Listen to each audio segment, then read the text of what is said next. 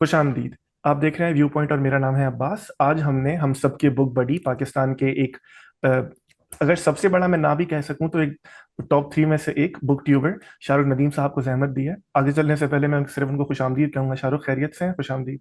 Ji, thank you so much Abbas. Very happy to be here today. Thank you so much Shahrukh. आज हमने और नाजरीन के लिए भी हमने आपको इस सिलसिले में जहमत दी है आज कि हम एक सीरीज किया करते हैं अमूमन लाइफ स्टोरी के नाम से। और उसमें हर वो शख्स, चाहे हम उससे इत्तेफाक करें, उससे हम इख्तलाफ करें, कोई भी मामला हो, लेकिन अगर वो अपने तईं किसी भी सूरत हमारी तालीम की कोशिश कर रहा है इस दौर में कि जब वो व्लॉग बना सकता है, वो हजार चीज़ें और करके बहुत ज़्यादा फेमस हो सकता है, लेकिन जब उन्होंने अपनी एनर्जीज, अपना वक्त तमाम इस पे सर्व किया है कि वो हमारी तालीम करें, तो मेरा ख्याल है कि उन सबका और ऑडियंस का भी हक बनता है कि उस पर्दे के पीछे से उस इंसान को जान सकें। क्योंकि मैंने ज़िंदगी में ये सीखा है कि जो आपकी कहानी होती है वही अल्टीमेटली आपको फॉर्म करती है। तो आज कोशिश करेंगे आपकी कहानी समझ सकें। Absolutely, that's correct. Thank you Shahrukh. Shahrukh, सबसे पहले इफ़ वी स्टार्ट, अगर आपको मौका मिले इंतहाई मुख्तसर अल्फाज में खुद को डिफाइन करने का, तो आप क्या क्या लफ्ज़ चूज करेंगे अपने लिए? Perpetually motivated. हम hungry. Urdu please. So hungry की तो उर्दू ट्रांसलेशन बनती है भूखा। सो और परपेचुअली की मोटिवेशन का मतलब है कि एक शख्स जो मुसलसल लाइफ लॉन्ग हमेशा के लिए जिंदगी में जिंदगी के बारे में जज्बाती है, जोशीला है और भूखा है। अब वो भूख अलग अलग लेवल की हो सकती है। वो भूख नॉलेज की हो सकती है, वो भूख एक्सपीरियंस की हो सकती है, वो भूख हिकमत की हो सकती है, विजडम की हो सकती है, वो भूख अपने पोटेंशियल को ऑप्टिमाइज करने की हो सकती है, वो भूख कम्युनिटी बिल्ड करने की हो सकती है, वो भूख अपने इर्द गिर्द कुछ ऐसे लोग प्रोड्यूस करने की हो सकती है जो आपके नाम को कैरी कर सके, आपकी लेगेसी को आगे लेके जा सके। सो मैं तो हमेशा अपने बारे में अगर कभी सोचता भी हूँ तो आई थिंक कि मेरा जो सबसे बड़ा फोटे है अब्बास, वो ये है कि and I think this has come something very naturally to me without being pompous about it कि मेरे अंदर जो भूख है, जो हंगर है ये सब चीजों को लेके, आई think that has carried me through in life. उसने मुझे जिंदगी में सबसे ज्यादा किसी चीज ने फायदा पहुंचाया है तो वो बुलंद नजरी ने पहुंचाया है और भूख ने पहुंचाया है। इस भूख के मुतालिक मैं आपसे आगे सवाल करूंगा। मैं चाहता हूं कि फिर फॉर्मेशन ले डाउन कर दी जाए। शाहरुख, ओके। जब हम मैं हमेशा ये कहा करता हूं कि जो भी हमारा नाम होता है, ज़ाहिर है हमारे वालिदैन देते हैं, हमारा खानदान देता है, तो वो हम्म। हमारी पर्सनैलिटी के बारे में कुछ बताए ना बताए, वो हमारे वालिदैन के अकायद और नज़रियात के बारे में बहुत कुछ बताते हैं कि जी उन्होंने क्या नाम चूज किया, क्यों किया। तो जब आपको नाम दिया गया शाहरुख, तो इसके पीछे कोई कहानी है, कोई वजह है? जी, गुड क्वेश्चन। अच्छा, by the way, I was born in 1986, तो तब तक शाहरुख खान का कोई कोई देयर वाज नो नामो निशान of Shahrukh Khan during that time. क्योंकि आजकल तो मोस्ट ऑफ द शाहरुख जिसका भी नाम है वो ज्यादातर इंस्पायर्ड होता है कि Shahrukh Khan, of course, he is the big Bollywood star. So Shahrukh, it's interesting Abbas कि हम तीन भाई हैं, हम तीनों भाइयों के नाम जो है ना मुगल बादशाहों पे हैं। हम्म। So Shahrukh was also a Mughal, one of the Mughal kings. Taimur was, of course, a very famous Mughal king जिसको तैमूर लंग कहते हैं और अंग्रेजी में तैमूर लेन कहते हैं। और हुमायूं। सो तीनों के जो नाम है वो अब्बा ने रखे। और अब्बा की सोच यही होगी कि भाई मुगलों की तरह जिंदगी गुजारेंगे और किंग साइज लाइफस्टाइल होगा। एंड सो मे बी उनके इंट्रिंसिकली सबकॉन्शियस में ये बात चल रही होगी कि मेरे जो बच्चे हैं वो बड़ा सोचें जिंदगी में। आई थिंक उनकी पर्सनैलिटी भी ऐसे थी कि उन्होंने हमेशा बड़ा सोचा। He was very generous, very kind. तो उन्होंने हमें भी ग्रूम करने की यही कोशिश की कि think big in life. So I think that might be, I am not sure, but that might be his logic behind naming all of us as Shahrukh, Taimur and Humayun. आपने जो जवाब दिया literally lays down the foundation for my other question. मैं तीसरा सवाल अमूमी तौर पे ये किया करता हूँ कि अच्छा कि आपने खुद अपना एरा ऑफ बर्थ बता दिया, कि उस घर के बारे में, उस माहौल के बारे में, और जिस शहर में आप पले बड़े, ज़ाहिर है हर शहर के अपने औकात में मुख्तलिफ जी जी। मराहिल होते हैं, उसके बारे में ज़रा समझाइए कि बड़े होते हुए कैसा मामला था, घर कैसा था, वालिदैन क्या किया करते थे। हम लोग, we belong to a very typical Pakistani middle class family. And अब्बा जो थे वो आए थे 1978 में। He belong from southern Punjab और वो फिर कराची आए थे। और फिर हम सब लोगों की पैदाइश कराची में ही हुई। हम लोग for the longest time Karachi में ही रहे। बीच में हम लोग तकरीबन 6 से 7 साल पंजाब शिफ्ट हुए थे। एंड सो हमारी जो लाइफ जर्नी है, या मेरी मेरी अपनी जो लाइफ जर्नी है, वो बड़ी इंटरेस्टिंग है इन द सेंस कि मुझे I saw the best of Karachi, I saw the best of Punjab, and then I saw the best of Pakistan. हालांकि जब हम कराची से गए पंजाब, तो हमारा जो फाइनेंशियल या इकोनॉमिक सिचुएशन थी हमारे घर की, वो बहुत रॉक बॉटम टच कर गई थी। My father was right there at the top when he was in Karachi. लेकिन पंजाब समहाउ, हालांकि हमारी जो रूट्स हैं वो पंजाब की हैं, लेकिन पंजाब हमें जो है वो उस तरीके से economically it never supported us.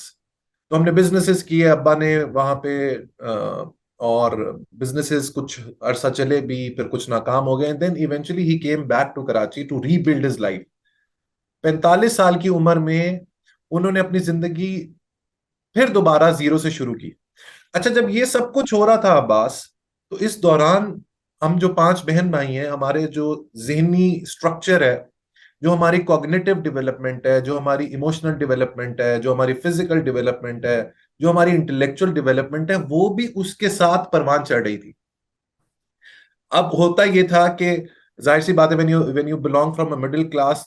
अच्छा, इसमें एक और चीज मैं आपको बताता चलूं कि although he couldn't afford eight that time, लेकिन उन्होंने पांचों बहन भाइयों को पाकिस्तान के one of the best schools के अंदर पढ़ाया, जहां जो उस वक्त जिनकी फीस उस वक्त भी बहुत ज्यादा हुआ करती थी।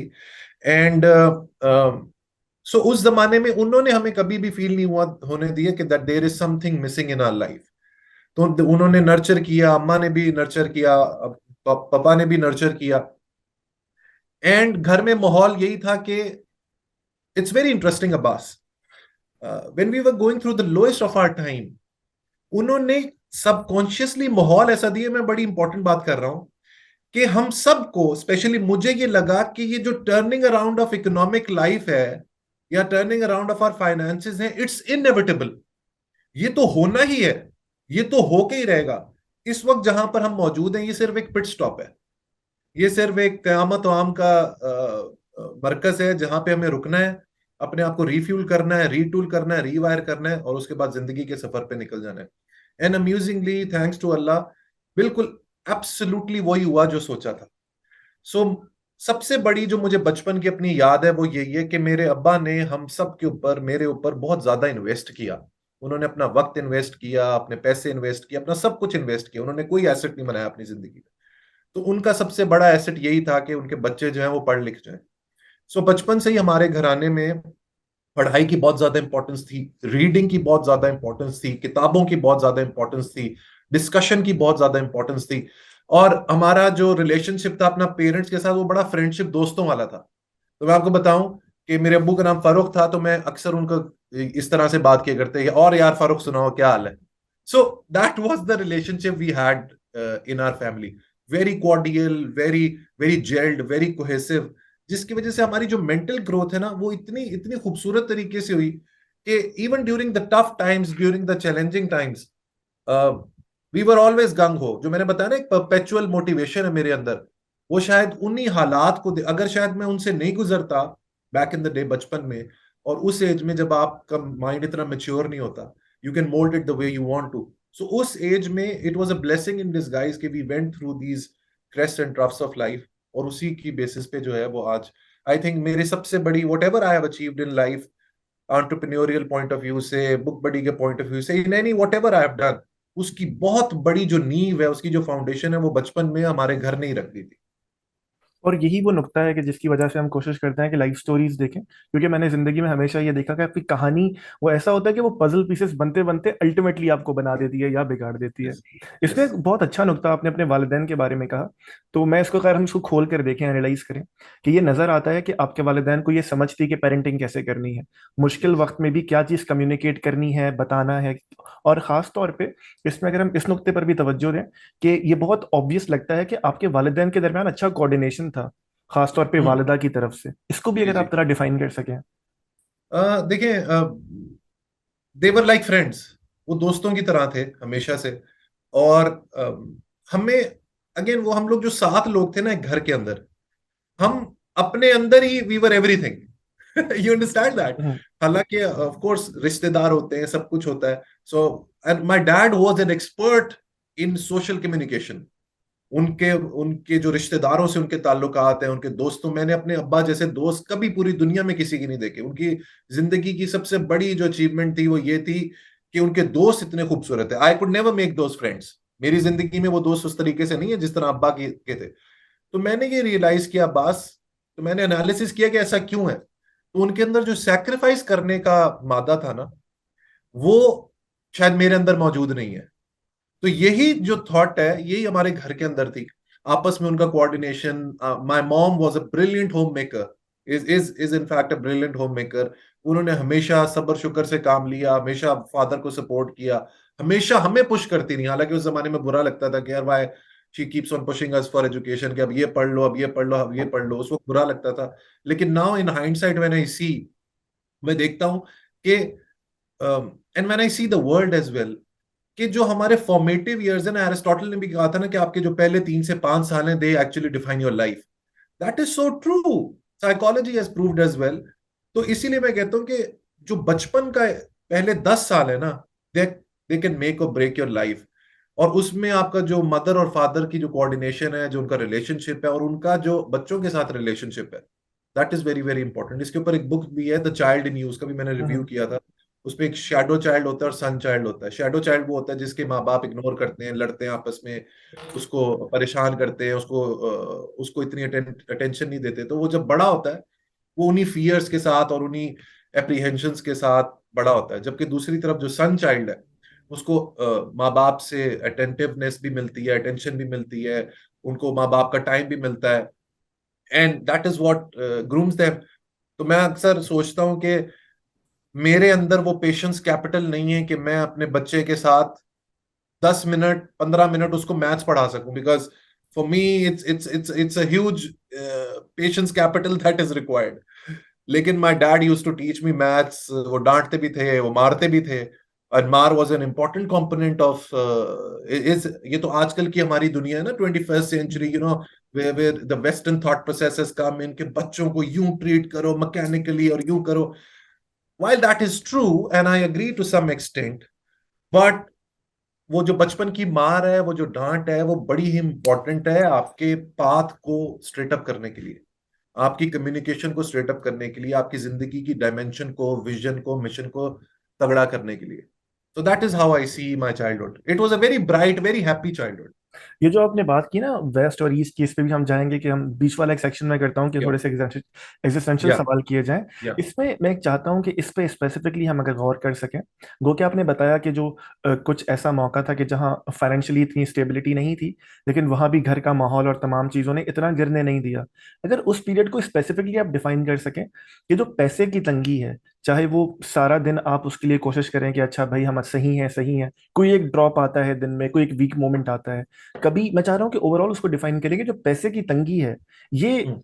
किस तरह का माहौल घर में पैदा कर देती है। अगर आपके लिए नहीं भी, जनरली भी अगर आपने पढ़ा भी है इसके बारे में, क्या Hmm. मेंटल स्टेट में इंसान को लेके जा सकती है, इसकी इसके अगर इस प्रोसेस पे हम बात करें। Yes, this is a very very important topic. So मैं आई जस्ट 1 मिनट के अंदर मैं अपना बता देता हूँ कि जब हम मेरी उम्र 12 से 13 साल की थी, 13 साल से लेके तकरीबन 18 से 19 साल, ये 6-7 साल थे जिसमें we went through this crisis. उस जमाने में आपकी टीनेज होती है, सो आपके वैसे ही hormonal level, energy levels different level पे होते हैं। And the beauty was, and kudos to my parents, कि उन्होंने कभी भी हमें नहीं फील होने दिया कि कोई जिंदगी में कुछ भी लैकिंग है। हालांकि there was a time Abbas कि हमें पांचों बहन भाइयों को 1 साल स्किप करना पड़ा था, गैप ईयर आ गया था हमारा 9th में, जहां पे we didn't had the money to pay the fees for the school, from one of the best schools to coming a time where we had no money to pay the fee. हमारे पास option होता था या तो 15 रुपए का rickshaw कर लो, या 15 से 20 रुपए का नाश्ता कर लो। That was the time.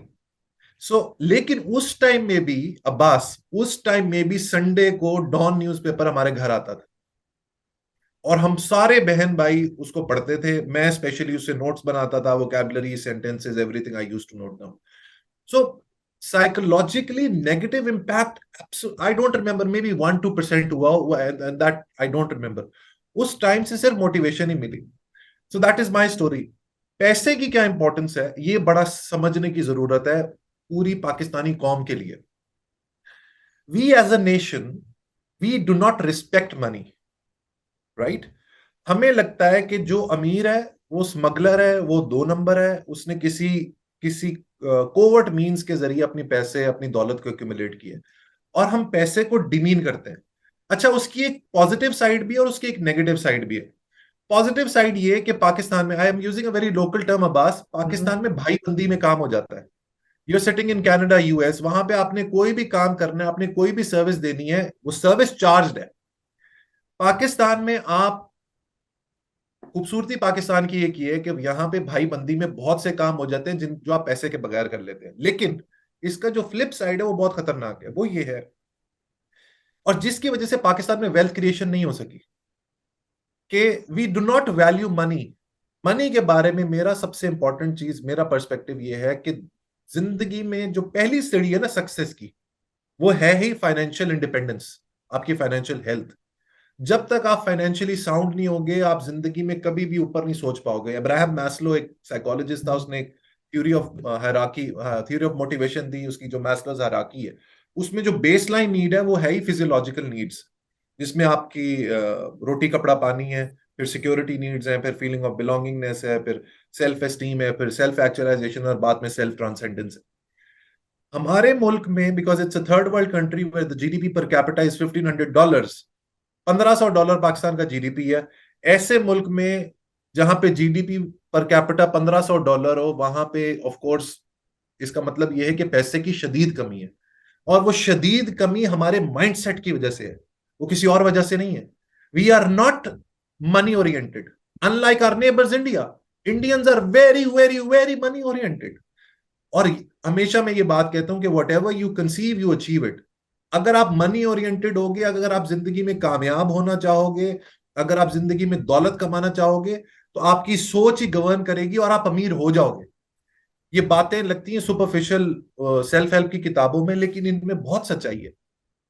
सो अगर आप इंडियंस का मुआवजा करें, कंपैरिजन करें, they are very money oriented, and that speaking volumes. उनका जीडीपी पर कैपिटा हमारे से 1100-1200 ज्यादा है। वो इसी वजह से है कि उनकी मिडिल क्लास ने रियलाइज किया कि जो भी करना है इस दुनिया के अंदर करना है, और इस दुनिया के अंदर ही कामयाबी का जो पहला स्टेप है वो है ही फाइनेंशियल इंडिपेंडेंस। जब तक आपका पेट नहीं भरा होगा ना, तो आप कभी भी कुछ और नहीं सोच सकते। वो कहते हैं ना कि, बाबा फरीद का एक बड़ा जबरदस्त शेर है कि, पंज रुकन इस्लाम दे ते छेवां फरीदया टुक, टुक मीन्स रोटी। हम्म। पंज रुकन इस्लाम दे ते छेवां फरीदया टुक, जे छेवा ही ना लब्बे ते पंजो ही जांदे मुख। सही है। सो अगर आपको हम्म। रोटी नहीं मिलेगी ना, तो आप सब भूल जाओगे। सो वंस आपका पेट भरा हुआ है, आपकी हंगर कंप्लीट है, in terms of your physical hunger I am talking about, उसके बाद फिर आप सोचते हो कि यार मुझे मुआशरे के लिए क्या करना है, मुझे अपनी स्किल्स के लिए क्या करना है, मुझे अपनी अपनी जो एग्जिस्टेंस है, मेरी जिंदगी का पर्पस क्या है, ऑब्जेक्टिव क्या है, एंकर क्या है, फिर आप उन चीजों के बारे में सोचते हो। सो मैं अपने लेक्चर्स में भी, जहां भी पढ़ाता हूँ, जहां भी सेमिनार होता है, always stress on the fact कि financial independence is very very important. And a concluding thought on this Abbas, पैसा क्यों जरूरी है? आपकी जो भी फैसिलिटीज हैं, जो भी लग्जरीज हैं जिंदगी की, वो तो आपको मिलती ही हैं, दैट्स फॉर श्योर। आप खरीद सकते हो, चीजों को बाय कर सकते हो, लेकिन आप पैसे से एक ऐसी चीज बाय करते हो जो इस दुनिया में सबसे इंपॉर्टेंट चीज है, और वो क्या है? वक्त। पैसा आपको वक्त आपके कंट्रोल में दे देता है। The greatest intrinsic value that money has is it gives you control over your time. वक्त आपकी गिरफ्त में आ जाता है, और जब वक्त आपकी गिरफ्त में आ जाता है, तो उससे बेहतर जिंदगी में कुछ नहीं हो सकता। ये है इंपॉर्टेंस पैसे की। शाहरुख, जब हम जाहिर है सहाफ़ी होने की हैसियत से हम सियासतदानों से बात करते हैं, ब्यूरोक्रेट से, हिस्टोरियन से, जी। सबका इस पे बड़ा अलग तज्जिया होता है कि जी। इंडिया पाकिस्तान, क्योंकि आपने जिक्र किया तो वो रेलेवेंट है, इसलिए मैं सवाल कर रहा हूँ कि हम लोग एक बतन से फूटे। जाहिर है पॉपुलेशन अलग थी, एजुकेशन लेवल कुछ अलग थे, लेकिन मौका दोनों को उतना सिग्निफिकेंट एक जैसा नहीं मिला। वहाँ पे इस्टेब्लिशमेंट्स थी कुछ पहले, मैं फिजिकल की बात कर रहा हूँ, इंफ्रास्ट्रक्चर था, हमारे पास नहीं था, लेकिन अपॉर्चुनिटी हमारे पास फिर भी थी टू बिगिन। आपको क्या लगता है, क्या कीमियाई फर्क था दोनों कौमों में कि वो बीच में बैंकरप्ट होते होते, बल्कि एक बार हो भी गए थे, उसके बाद दे दे अपशूट, और हम अब तक वही एक चरखा है जो चलाए जा रहे हैं? उसकी Abbas, I am recently doing a lot of research on Indian miracle, economic miracle. Okay, मैं तो इसको मिरेकल ही कहूंगा, the way they have grown in the past 30 years। देखिए, पहली चीज ये कि हम दोनों 14 और 15 अगस्त 47 में आजाद हुए। किसी भी मुल्क, किसी भी सिस्टम, किसी भी ऑर्गेनाइजेशन को चलाने के लिए एक मैनुअल चाहिए होता है कि ये सिस्टम है, ये ऑर्गेनाइजेशन है, ये कंपनी है, ये चलेगा कैसे, इसका मैनुअल क्या है, इसका फ्रेमवर्क क्या है। और मुल्क की सूरत में इसका फ्रेमवर्क होता है आइन, जिसको कॉन्स्टिट्यूशन कहते हैं। उन्होंने 3 साल के अंदर अपनी मुल्क को डायरेक्शन दे दी। 1950 में इंडिया का कॉन्स्टिट्यूशन बना। एंड वो कहते हैं ना कि जब आपको सिरा मिल जाता है ना, हम्म। एक गांठ है उसका, जब आपको सिरा मिल जाए तो फिर वो अनटैंगल हो जाती है। तो उनको वो सिरा मिल गया कॉन्स्टिट्यूशन की शक्ल में। हमारे वो कुछ फरसूदा किस्म के कॉन्स्टिट्यूशन बने, लेकिन रियल कॉन्स्टिट्यूशन तब बना जब हमारा आधा मुल्क, आधे से ज्यादा मुल्क in terms of population, 65% population was in east Pakistan. आधे से ज्यादा मुल्क जब हमारे से टूट गया, तब हमें ख्याल आया कि भाई आइन भी कुछ होता है। So it took us 25 years to make our constitution. So पहली ब्रेक तो यहीं पे लग गई। पहला गैप, 25 साल का गैप यहीं पर आ गया। अब आते हैं दूसरी बात पे। नेहरू साहब और जो इंडिया के बड़े बड़े स्टॉलवर्ड्स थे उस जमाने में, वल्लभ भाई Patel and all of these people, specially Nehru को मैं एट्रीब्यूट करता हूं। उसने 1950s में इंडिया में यूनिवर्सिटीज की बुनियाद रखी, IITs of the world and hmm. All of these technology institutes. In institutes को नर्चर होने में, मेच्योर होने में 20 से 30 साल लगे। ये इंस्टीट्यूट्स उस लेवल पे पहुंचे, और 90s की दहाई में, 80s की दहाई में फाइनली इन इंस्टीट्यूट्स ने वो ग्लोबल इंजीनियर्स पैदा करने शुरू किए जिन्होंने इवेंचुअली जाके सिलिकॉन वैली को सपोर्ट किया। यही वजह है, ये कोई बहुक्म इलाही ये चीज नहीं हो जाती कि आप बस सोचो और वो हो जाता है। उसके पीछे years and years of efforts होती हैं। तो उन्होंने decades and decades and decades after efforts किए हैं, तब जाके सुंदर पिचाई पैदा हुआ है। तब जाके सत्या नडेला पैदा हुआ है। तब जाके इंदिरा नोई पैदा हुई है। राइट। तब जाके उनका जो बाकी सीईओज हैं, एडोबी का सीईओ भी वो है। अभी नील मोहन, मुझे यूट्यूब से लेटर आया, हेड ऑफ यूट्यूब का, and I was startled to see it was a letter from Neil Mohan. He happens to be an Indian. So हर बड़ी टेक्नोलॉजी कंपनी का जो सीईओ है वो इंडियन है। This is not by fluke, this is not by luck, this is programme, this is well thought out. इसके पीछे एक logic है, इसके पीछे एक मंतक है, इसके पीछे एक वर्किंग है, इसके पीछे एक ऑपरेशन है। सो हमने यहाँ पे यूनिवर्सिटीज बनाई नहीं। जो बनाई उनमें जो क्वालिटी ऑफ प्रोफेसर थे वो इतने अच्छे नहीं थे, फैकल्टी इतनी अच्छी नहीं थी, रिसर्च के पैसे नहीं थे। तो एक इंडिया का कॉन्स्टिट्यूशन, एक इंडिया की pursuit of excellence in terms of education. Number 3, they invested in their middle class. India की मिडिल, हालांकि इंडिया में अभी भी गुर्बत है, ऐसा नहीं है कि वहां पे देयर इज ऑल हंकी डोरी। वहां पे भी अभी भी बहुत गुर्बत है। लेकिन जो मिडिल क्लास है उसने मुल्क को उठा दिया। उसने मुल्क को, इस वक्त Pakistan, I think it's the fifth largest economy in the hmm. World and going to be the third largest economy in the world. So middle class के ऊपर जो उन्होंने इन्वेस्ट किया, उन्होंने इंडिया को उठा दिया। चौथी बात, अब्बास, कि एक बुक है why Nations fail, very hmm. Very famous book. उस बुक का जो थीसिस है वो ये है कि मुल्क तब ग्रो करते हैं जब उनके इंस्टीट्यूशंस तगड़े होते हैं। और उसने वही एग्जैक्टली बात की, अब्बास, विच यू सेड, कि हम लोगों का स्टार्ट वहीं से हुआ, लेकिन एक कहां चला गया और दूसरा कहां चला गया। अच्छा, उस बुक में व्हाई नेशंस फेल में भी ये एब्सोल्युटली यही थ्योरी है कि मुल्कों, अक्सर नेबर्स की जिंदगी में एक टिपिंग पॉइंट आता है जहां पर वो डिसीजन लेते हैं कि उन्होंने ऊपर जाना है या नीचे जाना है। पाकिस्तान और इंडिया के भी जिंदगी में, तारीख में, हिस्ट्री में वो टिपिंग पॉइंट आया वेयर वी डिसाइडेड कि हमें कहाँ जाना है और इंडिया ने कहाँ जाना है। तो उन्होंने इंस्टीट्यूशंस बनाए, उन्होंने अपनी जुडिशरी को तगड़ा किया, उन्होंने अपने लेजिस्लेचर को तगड़ा किया, उन्होंने अपने एजुकेशन सिस्टम को तगड़ा किया, उन्होंने अपने इंफ्रास्ट्रक्चर को तगड़ा किया। Just look at how many dams, thousands of dams they have made since 1947। और मैं जब से पैदा हुआ हूं, हम लोग काला बाग डैम के ऊपर डिस्कोर्स करते जा रहे हैं। अभी तक नेशनल कंसेंसस नहीं हो पाया कि भाई काला बाग डैम बनाना है या नहीं बनाना। This is the state of our intellectual, ये है हमारी इंटेलेक्चुअल थॉट प्रोसेस। हमारे जो मुल्क के जो बड़े कंसिडर किए जाते हैं, जो थॉट लीडर्स कंसिडर किए जाते हैं, जो हुज एंड हुज कंसिडर किए जाते हैं, उनका लीडरशिप का लेवल ये है कि वो आज तक इसके ऊपर कंसेंसस नहीं कर सके कि डैम बनाने हैं या नहीं। यहां पे, referring to what you said, India का 1991 में शायद इतना बुरा हाल नहीं था जितना अब हमारा है इस वक्त, लेकिन इससे मिलता जुलता था। हम्म। बट इसका जो आर्किटेक्ट है ना, इसका जो रियल आर्किटेक्ट है, वो है मनमोहन सिंह। जब ही वो was finance, leading just finance. Adding, I am so sorry, जब वो फाइनेंस मिनिस्टर थे। Yes, he was the finance minister. And उन्होंने भी, आईएमएफ ने कहा कि भाई बॉल्स टू द वॉल्स है, अब आपने डिसीजन लेने हैं कि नहीं, आपने इंफ्रास्ट्रक्चर बनाना है कि नहीं।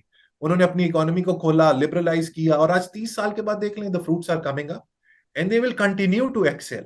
दे will continue because excellence doesn't know, is ignorant towards what your belief system is. हमारे में एक सुपीरियरिटी कॉम्प्लेक्स है कि हम दुनिया में सबसे अजीम है, हालांकि ऐसा नहीं है। अजीम वो लोग बनते हैं जिनके लीडर थॉमस जेफरसन और बेंजामिन फ्रैंकलिन और अब्राहम लिंकन जैसे होते हैं। अजीम वही लोग बनते हैं जिनके लीडर ली कुआन यू जैसे होते हैं। अजीम वो बनते हैं जिनके महातीर मोहम्मद जैसे लीडर होते हैं, और वो फिर कौम साजी करते हैं, इंसान साजी करते हैं। हम लोग अपने दिमाग के अंदर ही हम लोग सब कुछ हैं। और यही रीजन है कि मैंने ये पूरा प्लेटफॉर्म शुरू किया कि अब कौम को सिखाया जाए कि यार इंपॉर्टेंस क्या है नॉलेज की, विजडम की, लर्निंग की, किताबों की। क्योंकि इन किताबों के इल्म के जरिए ही वेस्ट ने ग्रो किया है, और हर मुल्क ग्रो कर रहा है इन्हीं इन्हीं की पावर के ऊपर। And that's what I believe, that's what the major difference is between the two two nations. चलो, आपने इसमें दो तीन पॉइंट्स क्या, मैं चाहता हूँ कि बहुत मुख्तसर हम टच कर सकें। कि जी। आपने कहा कॉन्स्टिट्यूशन, ये जाहिर है एक सहाफ़ी होने की हैसियत से या ऐसे काम करने की हैसियत से, और आपको भी, आपसे भी हम सीखते हैं, हमें पता चलता है कि कॉन्स्टिट्यूशन चाहे वो रिटन हो या ओरल, उसकी कितनी अहमियत है, वो क्या क्या आपके पास देता है। लेकिन यस। आज भी जब हम रिपोर्ट करने बाहर जाते हैं तो आधे लोग हमें कहते हैं, वही मुशर्रफ साहब का जुमला या ज़िया साहब का जुमला, कागज का टुकड़ा उठा के फेंक दो कि क्या औकत है इसकी। अगर आप बहुत मुख्तसर समझा सकें कि एक जी। रिटन डॉक्यूमेंट जो शायद लाइब्रेरी में पड़ा है, हमने कभी खोल के भी नहीं देखा, उसका सिर्फ मौजूद होना क्यों अहम है और कितना अहम है। Yeah, I'll do a historical referencing of this thing. देखिए, मैंने ये एक थोड़ा सा एनालिसिस रन किया कि ये जो मुसलमान है, what actually went wrong with them? हमारे साथ हुआ क्या? वो क्या मौका था कि we actually came down? हालांकि we were golden ages जो है इस्लाम की, 8 till the 13th century, we were right there at the top Muslim scholars, scientists and doctors and you name it। उस जमाने में बगदाद में हाउस ऑफ विजडम था हमारे पास and all of that. So one of the many reasons, out of the many reasons, एक बहुत बड़ी रीजन ये है, and this very very very important for the audience to understand. जब इंसान कोई नॉलेज लेता है ना, तो वो दो तरह की नॉलेज होती है। एक नॉलेज जो आप शेयर करते हैं, एक होती है टैसेट नॉलेज। टैसेट नॉलेज ऐसी होती है जो आप अपने जहन में ही रखते हो, और उसी नॉलेज के साथ आप इस दुनिया से चले जाते हो, आप मर जाते हो। The problem with Muslims was they were very smart, they were very intelligent, but the problem was कि नॉलेज टैसेट थी। उस टैसेट नॉलेज को शेयर नहीं किया गया। जब गुटनबर्ग में 1445 में, in the 15th century, Gutenberg press इजाद हुई, तो हमने कहा ये गैर शरई है, हमने इसको फॉलो नहीं करना। 250 साल तक हमने प्रिंटिंग प्रेस का इस्तेमाल नहीं किया। जब आपने प्रिंटिंग का इस्तेमाल नहीं किया, तो इसका मतलब यह है कि आपकी जो नॉलेज है वो डिसेमिनेट नहीं हुई। जो स्कॉलर्स थे, जो लीडर्स थे, जो इंटेलेक्चुअल्स थे, वो उसी नॉलेज के साथ आए और उसी नॉलेज के साथ चले गए इस दुनिया से। यूरोप ने अपना पाथ चेंज किया। हालांकि चर्च का वहां पे भरपूर तरीके से गलबा था। 1/3 जो यूरोप की जमीन थी उसके ऊपर चर्च का गलबा था। वो औरतों को मरवा दिया करते थे कि भाई ये विच क्राफ्ट करती है। कोपरनिकस को प्रोसिक्यूट किया, गैलीलियो गैलीली साहब को हाउस अरेस्ट किया। जो साइंटिस्ट थे जो चर्च की पावर को चैलेंज करते थे, उनको प्रोसिक्यूट करते थे, उनको पनिश करते थे। बट रेफॉर्मेशन के बाद जो एनलाइटनमेंट मूवमेंट आई वहां पे, रेनेसांस एनलाइटनमेंट मूवमेंट, उसमें उन्होंने कहा कि यार ये जो कायनात है ना, इसमें जो सबसे इंपॉर्टेंट चीज है वो इंसान है। सब चीजें इंसान से लिंक्ड है। तो हमारी जो फ्यूचर पॉलिसीज होंगी, चाहे वो आइन की शक्ल में हो, चाहे वो कोड ऑफ कंडक्ट की शक्ल में हो, चाहे वो रूल्स लॉज एंड रेगुलेशंस की शक्ल में हो, वो उसका जो सेंटर ऑफ ग्रेविटी है ना, उसका जो पिवटल पॉइंट है, उसका जो पिवट है, वो इंसान ही होगा। तो उन्होंने हर पॉलिसी बनानी शुरू की इंसानियत को सामने रख के। और फिर आप देखें यूरोप, हालांकि they went through world war 1, world war 2, लेकिन 16 17 सेंचुरी के एंड तक, जब 100 ईयर वॉर खत्म हुई, तो उन्होंने डिसीजन ले लिया था कि यार जो मजहब है वो आपका पर्सनल अफेयर है, उसका स्टेटहुड से कोई ताल्लुक नहीं है।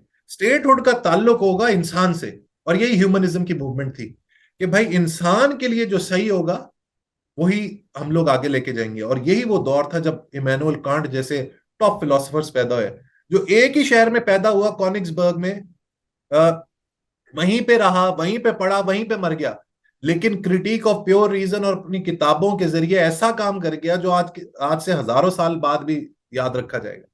सो what I see is, Abbas, coming back to your question of constitution, कहने को तो वो एक आईन है, वो एक किताब है, आप उसके साथ कुछ भी कर सकते हैं, लेकिन उस किताब की जो सैंक्टिटी है, वो सैंक्टिटी ये कहती है कि एक इंडिविजुअल अब्बास के दरमियान, पाकिस्तान की रियासत के दरमियान, शाहरुख के दरमियान एक अनरिटन मुआहदा है जिसको सोशल कॉन्ट्रैक्ट कहा जाता है। वो सोशल कॉन्ट्रैक्ट ये डिफाइन करता है कि रियासत मेरे लिए क्या करेगी मेरी जिंदगी में, मुझे क्या एजुकेशन देगी, मुझे हेल्थ सर्विसेज देगी, जब मैं बीमार हो जाऊंगा, जब मैं बड़ा हो जाऊंगा तो क्या मुझे मुलाजमत के मौके देगी, जब मेरे बच्चे बड़े छोटे होंगे तो क्या उनको एजुकेशन देगी, उनको स्कूलिंग देगी, मुझे सिक्योरिटी देगी, मुझे मेंटल पीस देगी। ये एक सोशल कॉन्ट्रैक्ट है जो उस आइन के अंदर ही लिखा होता है। जब आप कहते हैं ना कि ये आइन एक किताब है, इसको उठा के बाहर फेंक दो, आप उस आइन को तो कुछ नहीं होता। वो एक्चुअली आप ये कह रहे होते हैं कि जो सिटीजन्स के राइट्स हैं, दे आर एब्सोल्युटली मीनिंगलेस। इस मुल्क में सिटीजन्स की कोई वैल्यू नहीं है, उनको उठा के बाहर फेंक दो, आई डोंट केयर। क्योंकि वो सोशल कॉन्ट्रैक्ट उसी आइन के अंदर मौजूद होता है। तो चाहे आप उसको खोल के देखें या नहीं देखें, अमेरिका के जो फाउंडिंग फादर्स थे उन्होंने रिटन कॉन्स्टिट्यूशन को इसीलिए किया कि हमारे मुल्क की बुनियादें पहले दिन से सॉलिड रखी जाए। और वही बुनियादें, वही आइन जो है, आप दुनिया के किसी भी मुल्क को उठा के देख लें, चाहे आइन रिटन है या नहीं, बट उनके जो, अगेन वो जो इंटेलेक्चुअल थॉट लीडर्स हैं ना, जो मुल्क को उठाते हैं, वहां पे situation is very very clear.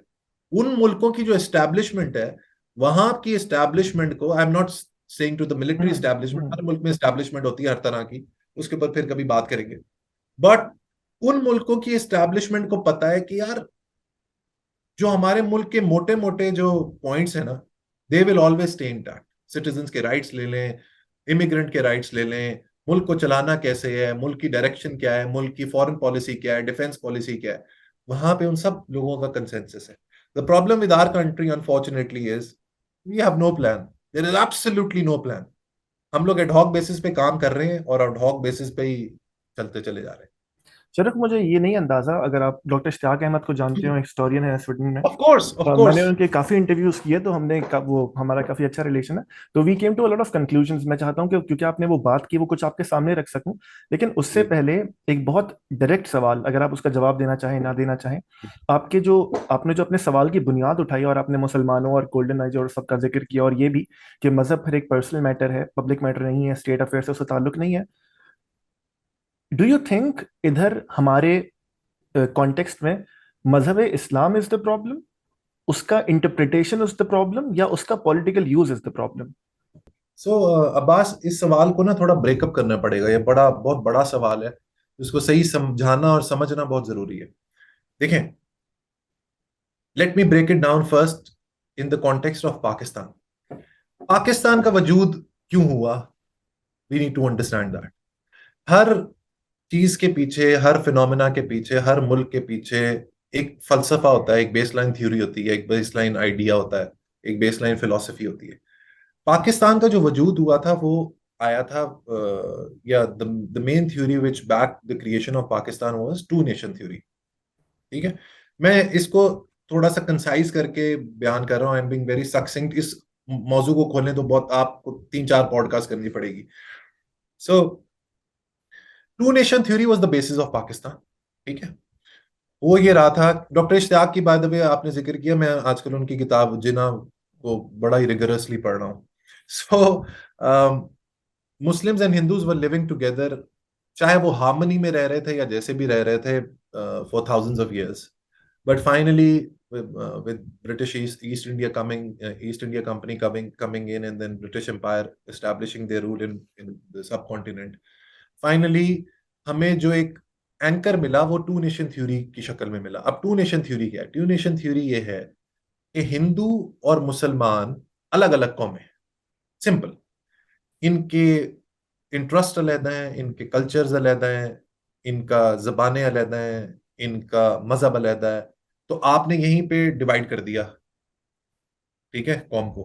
So Hindus are different and Muslims are different. Whether that was correct or not, we can have another debate or another question on this, but I'm just telling you the reality, what happened. Two nation theory हुई, Indian national Congress ने independent India के लिए struggle करनी शुरू की। कायदे आजम ने, मुस्लिम league ने इंडिपेंडेंट पाकिस्तान के लिए स्ट्रगल करना शुरू किया। Bye the way, Quaid e Azam in the initial years was the biggest advocate of Hindu Muslim unity. वो तो इंडियन नेशनलिस्ट थे। कायद आजम was the biggest Indian nationalist. He never wanted initially to have Pakistan. लेकिन जैसे जैसे इंसान इवॉल्व होता जाता है, वो उसकी थॉट प्रोसेस बड़ा होता जाता है, वो मेच्योर होता जाता है। So finally when we decided कि टू नेशन थ्योरी की बेसिस पे मुल्क को अलहदा करना है, तो हमने अलहदा तो कर लिया, लेकिन उसके बाद उस मुल्क का करना क्या है ये हमें नहीं पता था। इसमें सवाल एक बड़ा इंपॉर्टेंट है कि क्या हमें एक मुसलमान मुल्क चाहिए था या मुसलमानों के लिए मुल्क चाहिए था। इस सवाल का जवाब भी बड़ा इंपॉर्टेंट है। Do you wanted a Muslim country और do you wanted a country for the Muslims where they can live. अब आते हैं नजरिए पाकिस्तान के जो फोर फादर्स थे, जिन्होंने बड़ा जबरदस्त काम किया। पाकिस्तान का झंडा भी ये डिनोट करता है कि भाई आपका जो सफेद पोर्शन है that's for the minorities and green is the symbol of Islam. अब ग्राउंड रियलिटी ये है कि we are a nation which is driven by religion. Okay, in the modern world मेरा ये थॉट प्रोसेस है कि जो स्टेटहुड है ना, जो स्टेट क्राफ्ट है, जो रियासत की मशीनरी है, it should be religion agnostic. उसका रिलीजन से कोई ताल्लुक नहीं होना चाहिए। इन द सेंस कि मैंने अगर किसी को मिनिस्टर लगाना है, या मैंने अगर किसी को एसएचओ लगवाना है, या मैंने किसी को ब्यूरोक्रेट बनाना है, या मैंने किसी को प्रमोशन देनी है, तो वो उसका मजहब से कोई ताल्लुक नहीं होना चाहिए। और इसी को सेक्युलरिज्म कहते हैं। लोग सेक्युलरिज्म को पाकिस्तान में अगेन गलत समझा गया। सेक्युलरिज्म को लोग समझते हैं लादीनियत है, ये दीन को ये दैट्स नॉट सेक्युलरिज्म। सेक्युलरिज्म ये है कि आपने स्टेटहुड, अपने रियासत की मशीनरी को चलाने के लिए आपने मजहब को उसके अंदर, you do not have to enter religion into it.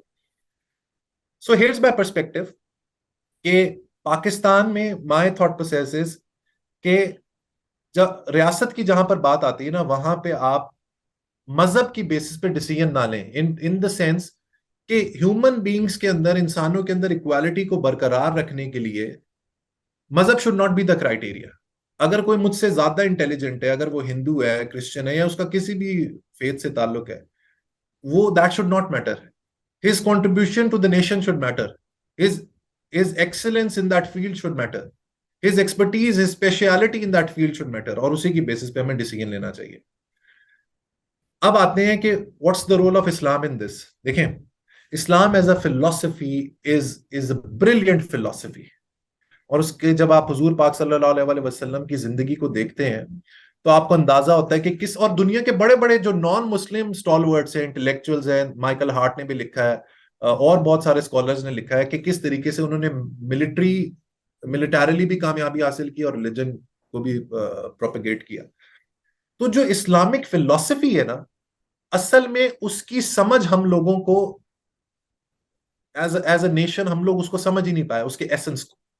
हम लोग लगे रिचुअलिज्म पे, हम लोग लगे सिंबॉलिक चीजों पे। हालांकि जो उसकी इन डेप्थ, जो उसकी नींव है, उसकी जो फाउंडेशन है, उसका जो एसेंस है, उसका जो उसकी जो खूबसूरती है उस फिलॉसफी की, वो हम लोगों को इंटरनलाइज नहीं कर पाए। लिहाजा वो जो ग्रेट फलसफा है कि आपने किस तरीके से अपनी जिंदगी को कंडक्ट करना है, आपने किस तरीके से अपने खुदी को एनलार्ज करना है, आपने किस तरीके से एज अ सिटीजन काम करना है, वो हम लोग भूल गए और हम लोग रिचुअलिज्म और मजहबियत की तरफ पड़ गए। जो दीन की ट्रू अंडरस्टैंडिंग थी वो हम लोग नहीं हासिल कर पाए। तो जब मैंने ये पढ़ा, इकबाल साहब को स्पेशली, जो उनकी किताब है reconstruction of religious thought in Islam, उसके बारे में बहुत जिक्र करता हूँ। उस किताब को पढ़ के, और सैयद अमीर अली को मैंने पढ़ा, और बहुत सारे इस्लामिक स्कॉलर्स को पढ़ा, अल्लामा मशरकी को पढ़ा, अ, इमाम गजाली को पढ़ा, और जो पुराने इस्लामिक स्कॉलर्स थे, थॉट लीडर्स थे, उनको पढ़ा। तो मुझे, you know what my conclusion is Abbas, कि जो इस्लाम था 1400 साल पहले, हमारा तो वो इस्लाम है ही नहीं अभी। ये जो मॉडर्न वर्जन ऑफ इस्लाम है, जो अलग अलग ब्रांड ऑफ इस्लाम हम लोग फॉलो कर रहे हैं अलग अलग पगड़ियों के साथ, उसका तो इससे, दीन इस्लाम से, जो पुराना दीन था, उससे कोई ताल्लुक नहीं है। अब जब हम पुराने दीन की बात करते हैं ना, तो इस्लाम की खूबसूरती ये है कि वो कभी भी पुराना नहीं होता। वो हमेशा अपने अपने जो जो अहद है, जो जो जो आपका दौर चल रहा है, जो आपको इरा चल रहा है, वो उसके साथ हम आहंग होता है। It's in harmony with the modern trends. And that's what the concept of इज्तिहाद इज। तो जब सोच तकलीदी हो जाए ना इज्तिहादी की बजाय, तो फिर उसका नतीजा वही होता है जो आज हमारे यहाँ हो रहा है। हम लोगों ने विजडम को यूज करना छोड़ दिया, हमने कलेक्टिव विजडम को यूज करना छोड़ दिया, हमने अपने इंटेलेक्ट का इस्तेमाल खत्म कर दिया, हमने अपनी सोच को सरेंडर कर दिया। राइट? मैं आपको जरा एक चीज दिखाता हूं। मैं जी अभी जी प्लीज। सुबह ही उसको पढ़ रहा था। This is very very important, I want to relate it to this thing, I hope I can find that. Abbas, सूरह राद वर्स नंबर 3। हम्म। और वही है जिसने जमीन को फैलाया और इसमें लंगर और नहरें बनाई, और जमीन में हर किस्म के फल दो दो तरह के बनाए, रात से दिन को छुपा लेता है। बेशक इसमें निशानियां हैं ध्यान करने वालों के लिए। नंबर 1, सूरह जासिया चैप्टर नंबर 45 है, वर्स नंबर 13 है। और तुम्हारे लिए काम में लगाए जो कुछ आसमानों में है और जो कुछ जमीन में, अपने हुक्म से। बेशक इसमें निशानियां हैं सोचने वालों के लिए। वन लास्ट, सूरह रोम जो कुरान मजीद का चैप्टर नंबर 30 है, वर्स नंबर 22 है। और इसकी निशानियां और इसकी निशानियों से है आसमानों और जमीन की पैदाइश, और तुम्हारी जबानों और रंगतों का इख्तलाफ। बेशक इसमें निशानियां हैं जानने वालों के लिए। मैंने आपको 3 वर्सेस कोट किए। इन तीनों में है सोचो, जानो, रिफ्लेक्ट करो, ऑब्जर्व करो, एक्सपीरियंस करो, जहन लगाओ, अपने अपने लॉजिक रैशनैलिटी का इस्तेमाल करो। तो जब खुदा कह रहा है अपनी किताब के अंदर कि भाई आपको जो रीजनिंग दी है, आपको जो मैंने आंखें दी हैं, आपको जो कान दिए हैं, आपको नाक दिया, आपको 5 सेंसेस दी हैं, और सबसे बड़ी आपको दिमाग दी है। वो दिमाग इसलिए नहीं दिया कि आप हर चीज को मनोअन तस्लीम कर लो। Doubt is the first step towards wisdom. Start doubting things. Start questioning. So मेरी जो जिंदगी का एक बहुत बड़ा कंक्लूजन है ना कि जिंदगी में सवालों की ज्यादा अहमियत है जवाबात से। सवाल अगर आप उठाना शुरू करेंगे, अगर यही मुसलमान आज सवाल उठाना शुरू करें, अपने जहन को इस्तेमाल करना शुरू करें, तो we can be a progressive Islamic country. लेकिन इस वक्त जो सिचुएशन है ना, वो it's in the modern world, एक तो years and years of evolution के बाद वो इतना इतना वो मलबा इकट्ठा हो गया है ऑन ईदर साइड, कि जहनों को क्लियर करना बड़ा मुश्किल है। हर जगह नफरतें हैं, हेट्रेड है, प्रेजुडिस है, डिस्क्रिमिनेशन है। So my perspective on this is Abbas के मॉडर्न सोच, प्रोग्रेसिव सोच, progressive mindset, rationality of thought, अकल का इस्तेमाल, लॉजिक का इस्तेमाल दीन इस्लाम के अंदर इंटरनलाइज है। और अगर हम इसको यूज करना शुरू कर देंगे तो हम लोग खुद ब खुद अच्छे हो जाएंगे। इसमें एक डिस्क्लेमर दे दूं कि अगर मैं दीन इस्लाम की बड़ाई कर रहा हूं तो इसका मतलब ये नहीं कि बाकी मजाहिब हमारे मुकाबले में नहीं है या वो हमसे नीचे हैं। ये भी सोच गलत है। I have read Hinduism as well. उनका जो कर्मा धर्मा और सनातनी धर्मा और उनका जो कॉन्सेप्ट है, स्पेशली हिंदुइज्म, तो वो तो कहते हैं it's not a religion, it's a lifestyle. So अगर मैं इस्लाम को प्रोपेगेट कर रहा हूं या अगर मैं मुसलमान हूं, तो इसका मतलब ये नहीं कि हिंदू सेकंड क्लास सिटीजन हो जाते। हिंदू मजहब की अपनी इंपॉर्टेंस है, उनके लिए उनका मजहब बेहतरीन है, हमारे लिए हमारा मजहब बेहतरीन है, क्रिश्चियंस के लिए क्रिश्चियंस का, यहूदियों के लिए यहूदियों का मजहब बेहतरीन है। तो हमारे अंदर ये फाइट नहीं होनी चाहिए, ये debates, I find these very useless debates. यार आप उससे ये बात कर रहे हो, उसके ऊपर अपनी अपने जो पर्सपेक्टिव है, अपनी जो सोच है, उसको री कर रहे हो। The modern world can not work like this. आपने हर किसी के पॉइंट ऑफ व्यू पर्सपेक्टिव को समझना है, उसको इज्जत देनी है, उसको एक्नॉलेज करना है। वो कहते हैं ना कि it is the mark of an educated mind to be able to entertain a thought without accepting it. Don't be in a sense of superiority कि भाई हम जो है सबसे बेहतरीन है। आप बेहतरीन हैं। हिंदुइज्म के हिंदू के लिए हिंदू बेहतरीन है, अपनी शरीयत उसकी उसकी शरीयत बेहतरीन है। क्रिश्चियन के लिए क्रिश्चियन की शरीयत बेहतरीन है। जोरोस्ट्रियन के लिए जोरोस्ट्रियन मजहब की शरीयत बेहतरीन है। आपने ये देखना है कि आप जो इस दुनिया में आए हो, आप करके क्या जा रहे हो।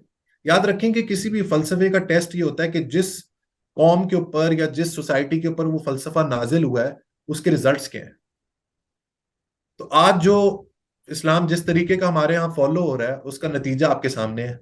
जाली दवाइयां, हार्ट में जो स्टंट डलता है ना पेशेंट की जिंदगी बचाने के लिए, वो जाली, जाली दूध, नेक्रोफीलिया, कब्र से निकाल के सेक्सुअल इंटरकोर्स होता है पाकिस्तान में, पीडोफीलिया, राइट, हरासमेंट ऑफ। कल मैं न्यूज पढ़ रहा था डॉन में कि पिछले 6 महीने में लड़कों के साथ जिनसी ज्यादती ज्यादा हुई है बजाय औरतों के साथ.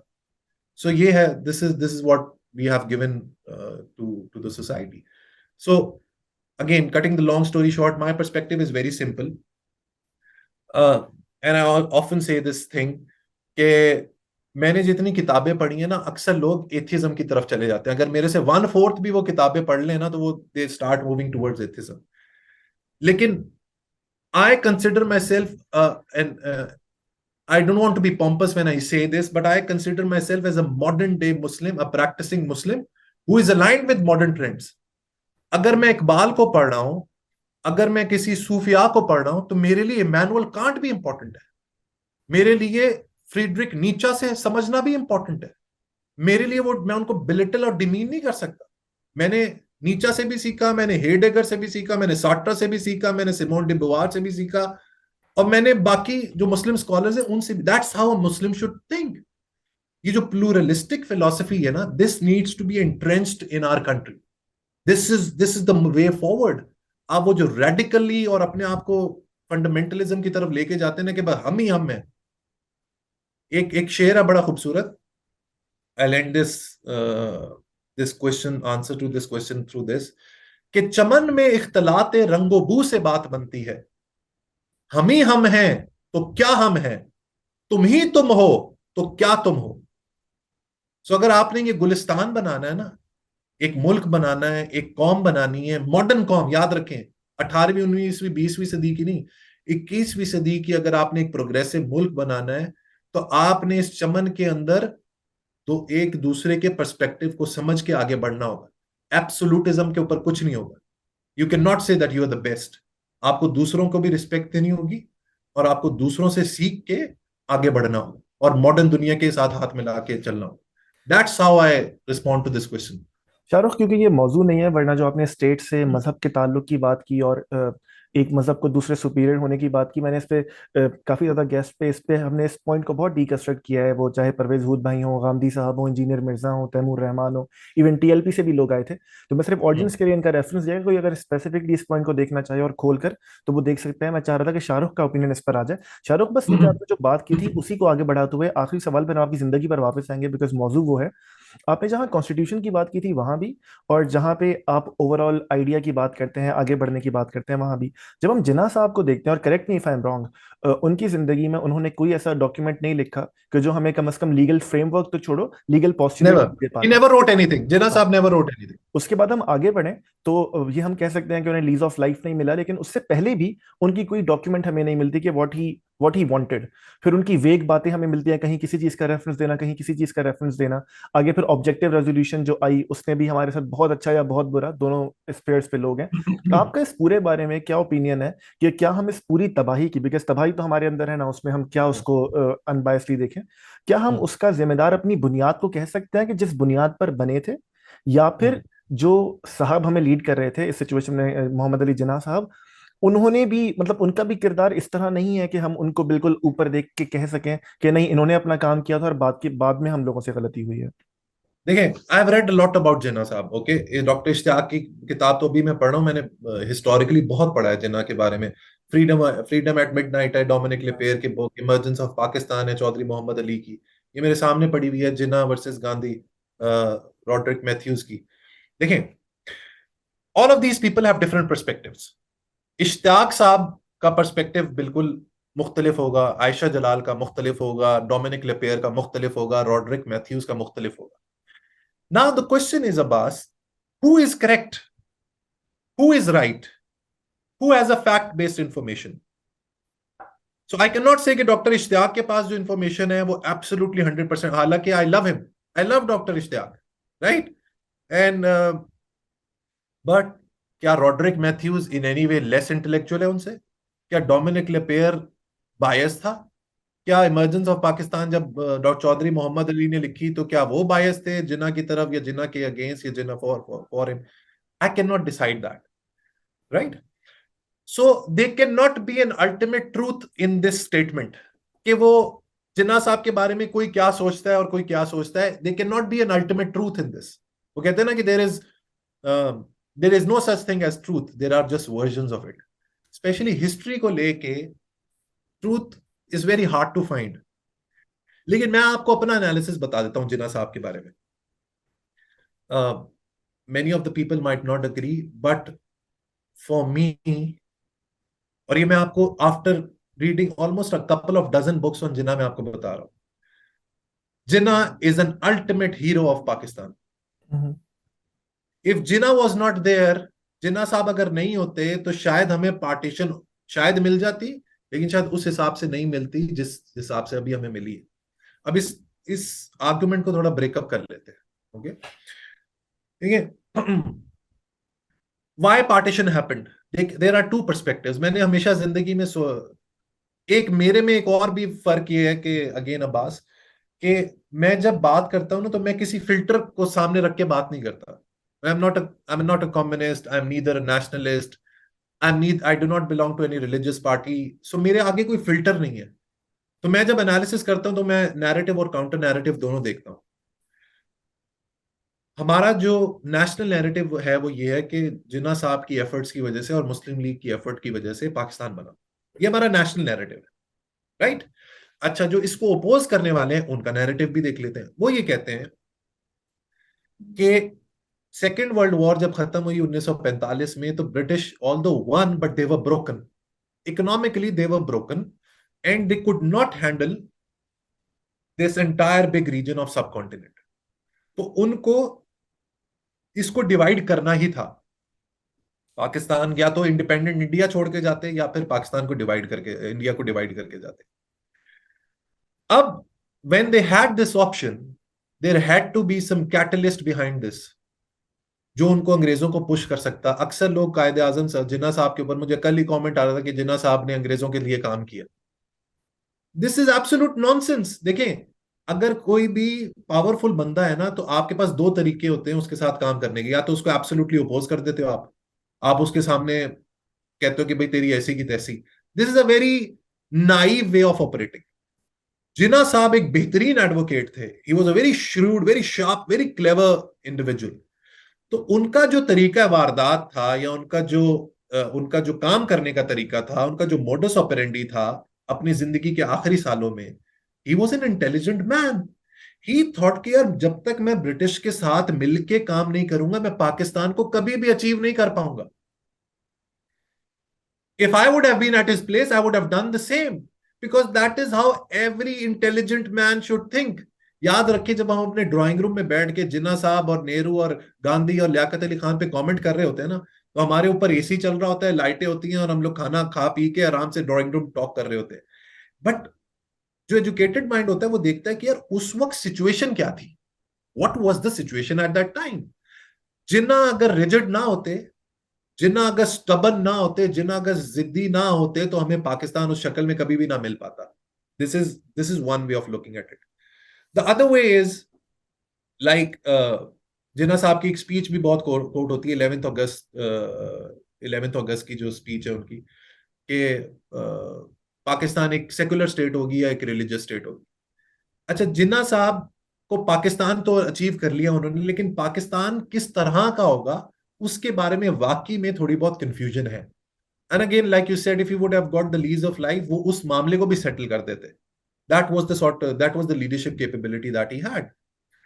सो पाकिस्तान का, मेरे लिहाज से देखें, see the history, Japan was absolutely decimated in world war two. Hiroshima Nagasaki gone.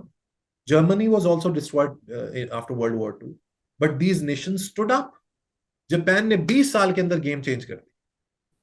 Germany ने अगेन 15-20 साल के अंदर गेम चेंज कर दी। How did they do that? How did Singapore in 1960s, वहां पे लोग जाते नहीं थे कि यार ये दलदल है, बेकार जगह है, इधर कौन आएगा। एक बंदा आया, Lee Kuan Yew. He change the entire structure of the entire society. आज सिंगापुर का जीडीपी पाकिस्तान से कई गुना ज्यादा है। एक एवरेज सिंगापुरियन 18 लाख रुपए कमाता है पाकिस्तानी। हम लोग 35,000 रुपए कमाते हैं। एक एवरेज पाकिस्तानी पर मंथ 35,000 कमाता है। अगर मैं उसी का इक्विवेलेंट देखूं तो 18 लाख रुपए सिंगापुरियन कमाता है। ये क्या, how did it happen? How did Mahathir Mohamad do it?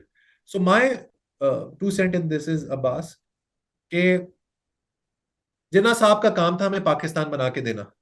अब वो उन्होंने अंग्रेजों के साथ मिलके बनाया, यस मिलके बनाया, उसके अलावा और कोई ऑप्शन नहीं था।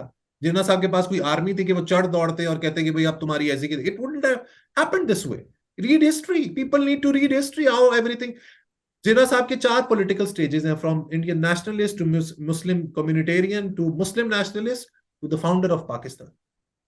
तो पढ़े तो सही कि जिन्ना इंडियन नेशनलिस्ट थे तब क्या सोचते थे, जब मुस्लिम कम्युनिटेरियन बने तब क्या सोचते थे, 1937 के इलेक्शन से पहले क्या थे जिन्ना, 1937 के इलेक्शन के बाद जिन्ना की क्या सोच थी, जब पाकिस्तान को उन्होंने पा लिया तब उनकी क्या सोच थी, जब 1944 में गांधी साहब उनको मनाने आए कि यार पाकिस्तान को अलहदा ना करो, तब जिन्ना साहब की क्या सोच थी, कैबिनेट प्लान क्या था, you talked about objective resolution, वो क्या थी, लखनऊ पैक्ट जिन्ना की क्या अचीवमेंट थी, ऑल ऑफ दिस।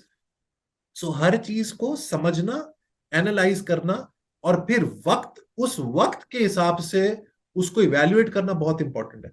हर शख्स अपनी जिंदगी में इर्तकाई अमल से गुजरता है। मैं आज से 10 साल पहले जो सोचता था आज मैं वैसा नहीं सोचता, और आज से 10 साल पहले बाद भी वो नहीं सोचूंगा।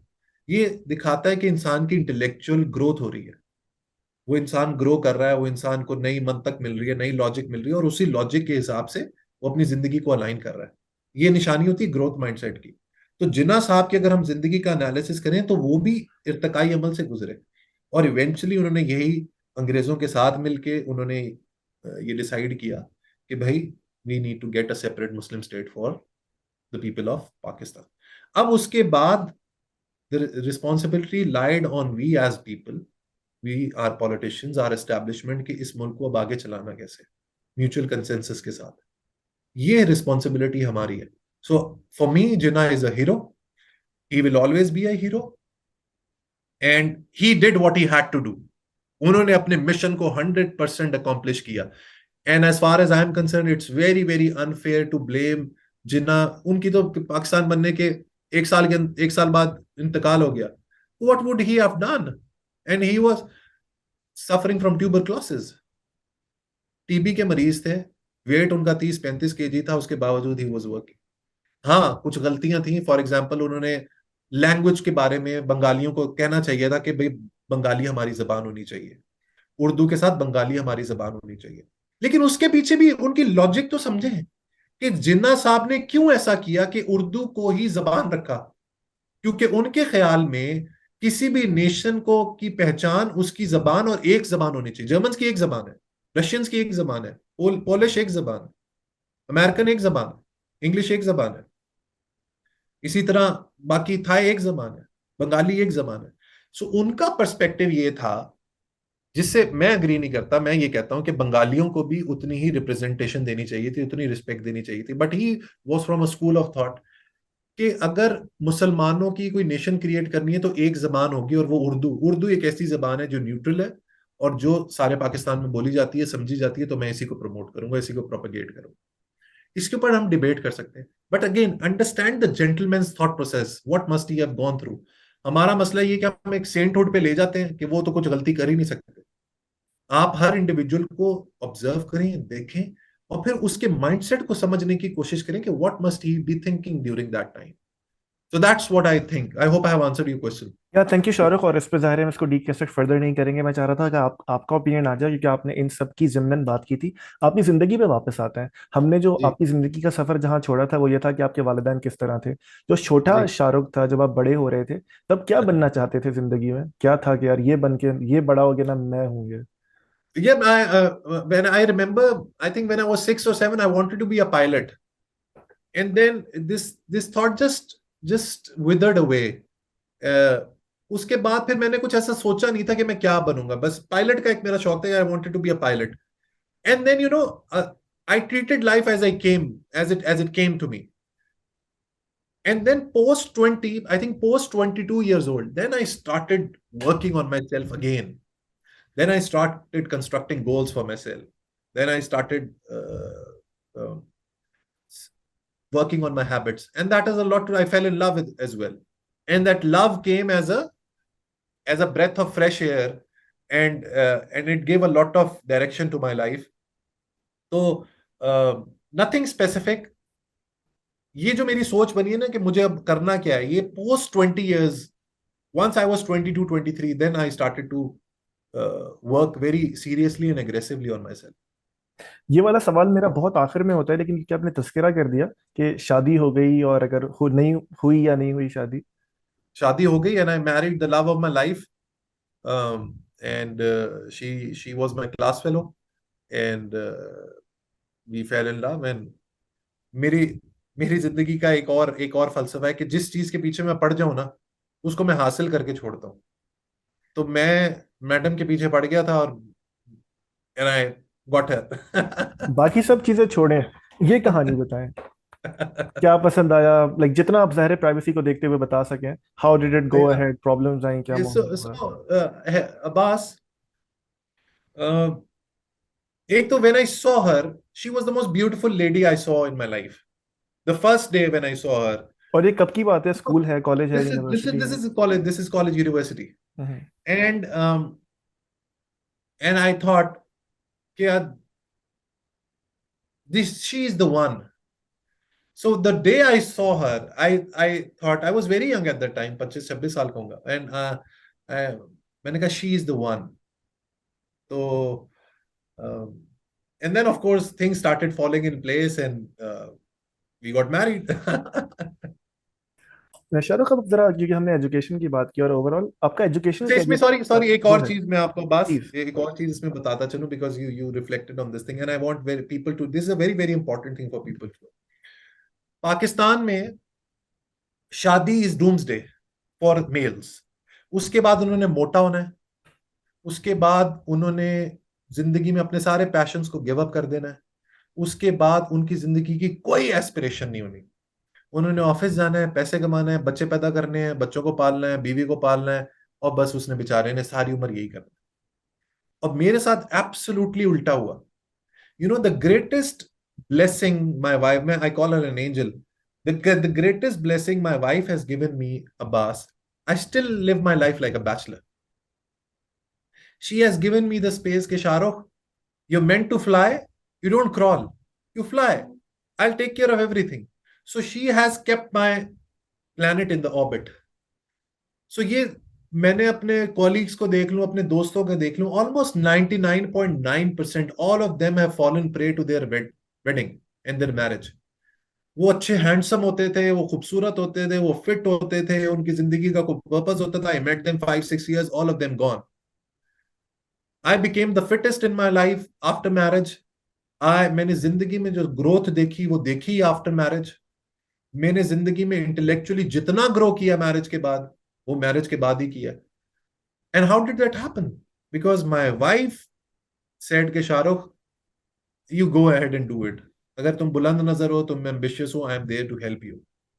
सो जिंदगी में सबसे बड़ा फैसला, Abbas, to all the people who are listening to me, जिंदगी में जो आपने सबसे बड़ा फैसला करना है ना, वो शादी का। मेरे अब्बा कहते थे कि तेरा सबसे अच्छा डिसीजन तेरी जिंदगी का तेरी शादी है। सो your wife, your partner, your spouse can absolutely decimate your life, or he or she can absolutely elevate your life.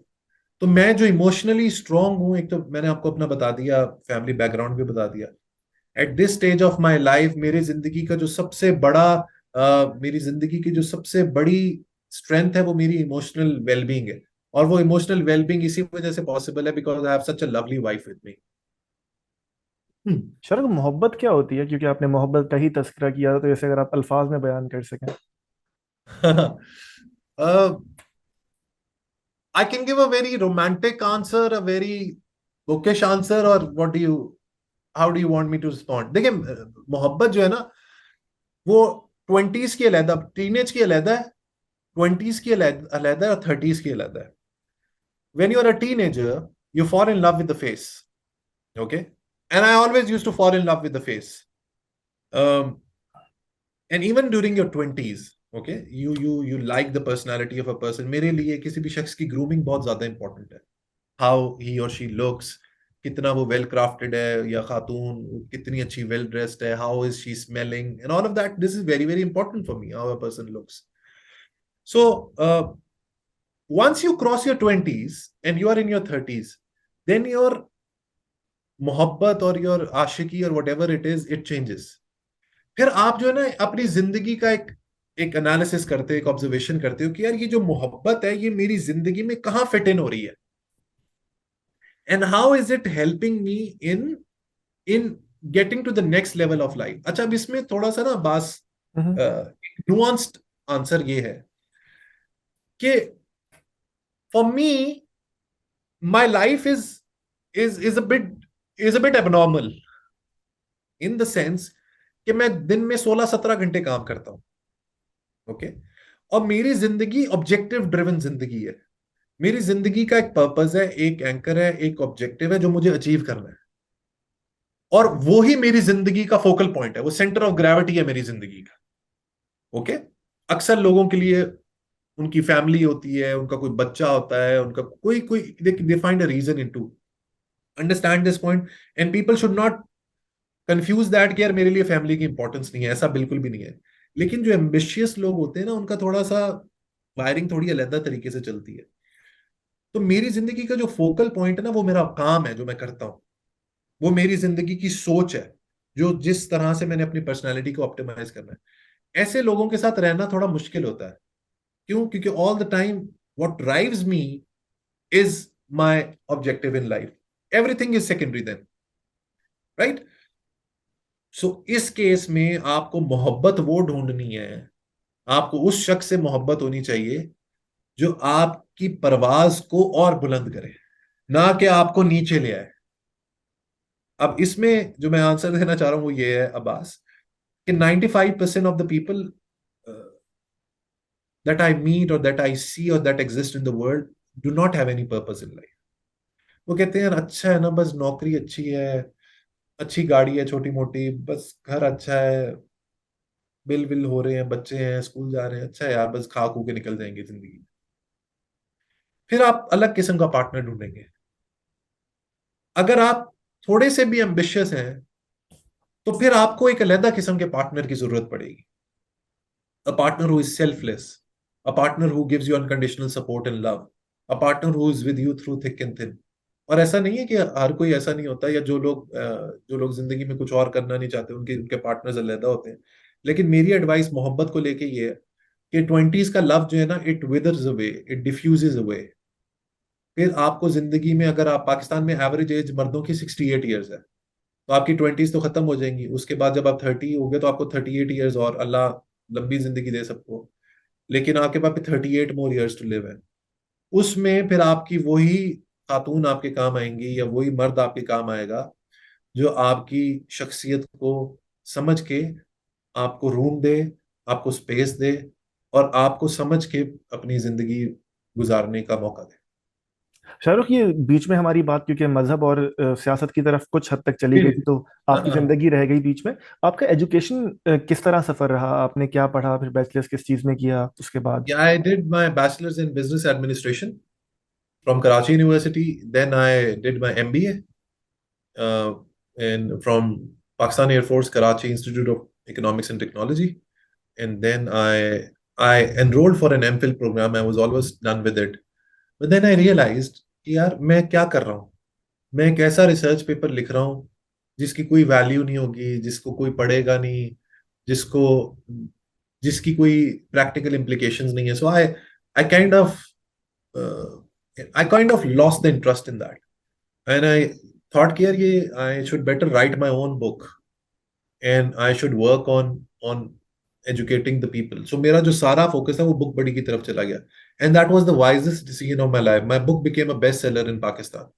So so मेरी जिंदगी का पर्सपेक्टिव जो है ना, पिछले 4-5 सालों में बड़ा मुख्तलिफ हो गया। सो it all zeroed in and narrowed down on community building, on educating the people. इस ख्याल की जो बुनियाद थी, अगर मैं आपके बचपन को ट्रैक करूं एज अ व्यूअर, तो आपने बताया कि जिस तरह आप बड़े हुए, अपने घर वालों ने आज़ादी भी दी, पढ़ाई का मौका भी दिया, डॉन आ रहा है, तमाम चीज़ें। तो मैं सोच रहा था और मैंने अज्यूम किया आपकी बात सुन के कि शायद वहां से इसकी बुनियाद डल गई थी। लेकिन अभी जो आपने कहा कि पिछले 4-5 साल ने आपको आपको इस तरफ लेकर आया कि कम्युनिटी बिल्डिंग होनी है, किताब, हम्म। अगर आप इस पूरे को डिफाइन कर सकें। और एक और बात कि ये जो यूट्यूब पे आने का फैसला था, ज़ाहिर है और भी बहुत सारे मीडियम्स थे, किताब लिखने के भी मीडियम थे, इसको भी अगर आप इसके साथ ही रिलेट करें कि ये फैसला किस तरह हुआ? यस। सो देखिए, मैंने आपको बताया ना, फाइनेंशियल इंडिपेंडेंस। जब आपको फाइनेंशियल इंडिपेंडेंस मिलती है तो फिर आपको सोचने की ताकत मिलती है। तो around 5 years back, I got to a place in life where I had financial independence. Okay. And I had all the luxuries of my life in place. And I had some spare time कि मैं पढ़ा सकूं, तो मैंने universities में पढ़ाना शुरू किया. I teach entrepreneurship and entrepreneurial courses usually, marketing से related, entrepreneurship से related questions, courses. So during that, while I was teaching, I got this idea कि यार I need to educate the people in terms of reading and in terms of books and in terms of information, because whenever I used to teach, I used to see blank faces. किसी ने पाकिस्तान में unfortunately it's with the readership is very very low. So I thought instead of blaming someone, I should be the one to do something about this. तो मैंने फिर अपनी journey start की Facebook से. YouTube पे मैं सिर्फ वीडियो डाल दिया करता था, कोई थंबनेल नहीं, कोई डिस्क्रिप्शन नहीं, नथिंग, नो नथिंग, क्योंकि फेसबुक पे मुझे इनिशियली काफी ट्रैक्शन मिल रही थी. यूट्यूब को मैंने सीरियसली लेना शुरू किया. एक बुक आई थी, बहुत ही बेहुदा बुक थी, लेकिन मैंने उसका रिव्यू किया था. रिहाम खान की बुक थी वो, अबाउट इमरान खान. उसका मैंने रिव्यू किया था, तो वो मेरा रिव्यू अच्छा, इट कैच्ड अप. वो मेरी पहली यूट्यूब की वीडियो थी जिसने 20-25 हजार व्यूज क्रॉस किए. And then I got serious about YouTube. And then in the past 2-3 years my YouTube has grown exponentially. Recently we crossed 100,000 subscribers, and this is the first channel of its kind in Pakistan which talks about specifically about books and which has reached this milestone. So now my entire focus is on YouTube, because ये इतना खूबसूरत platform है, ये इतना जबरदस्त है, इसमें इतनी पावर है कि it's unimaginable.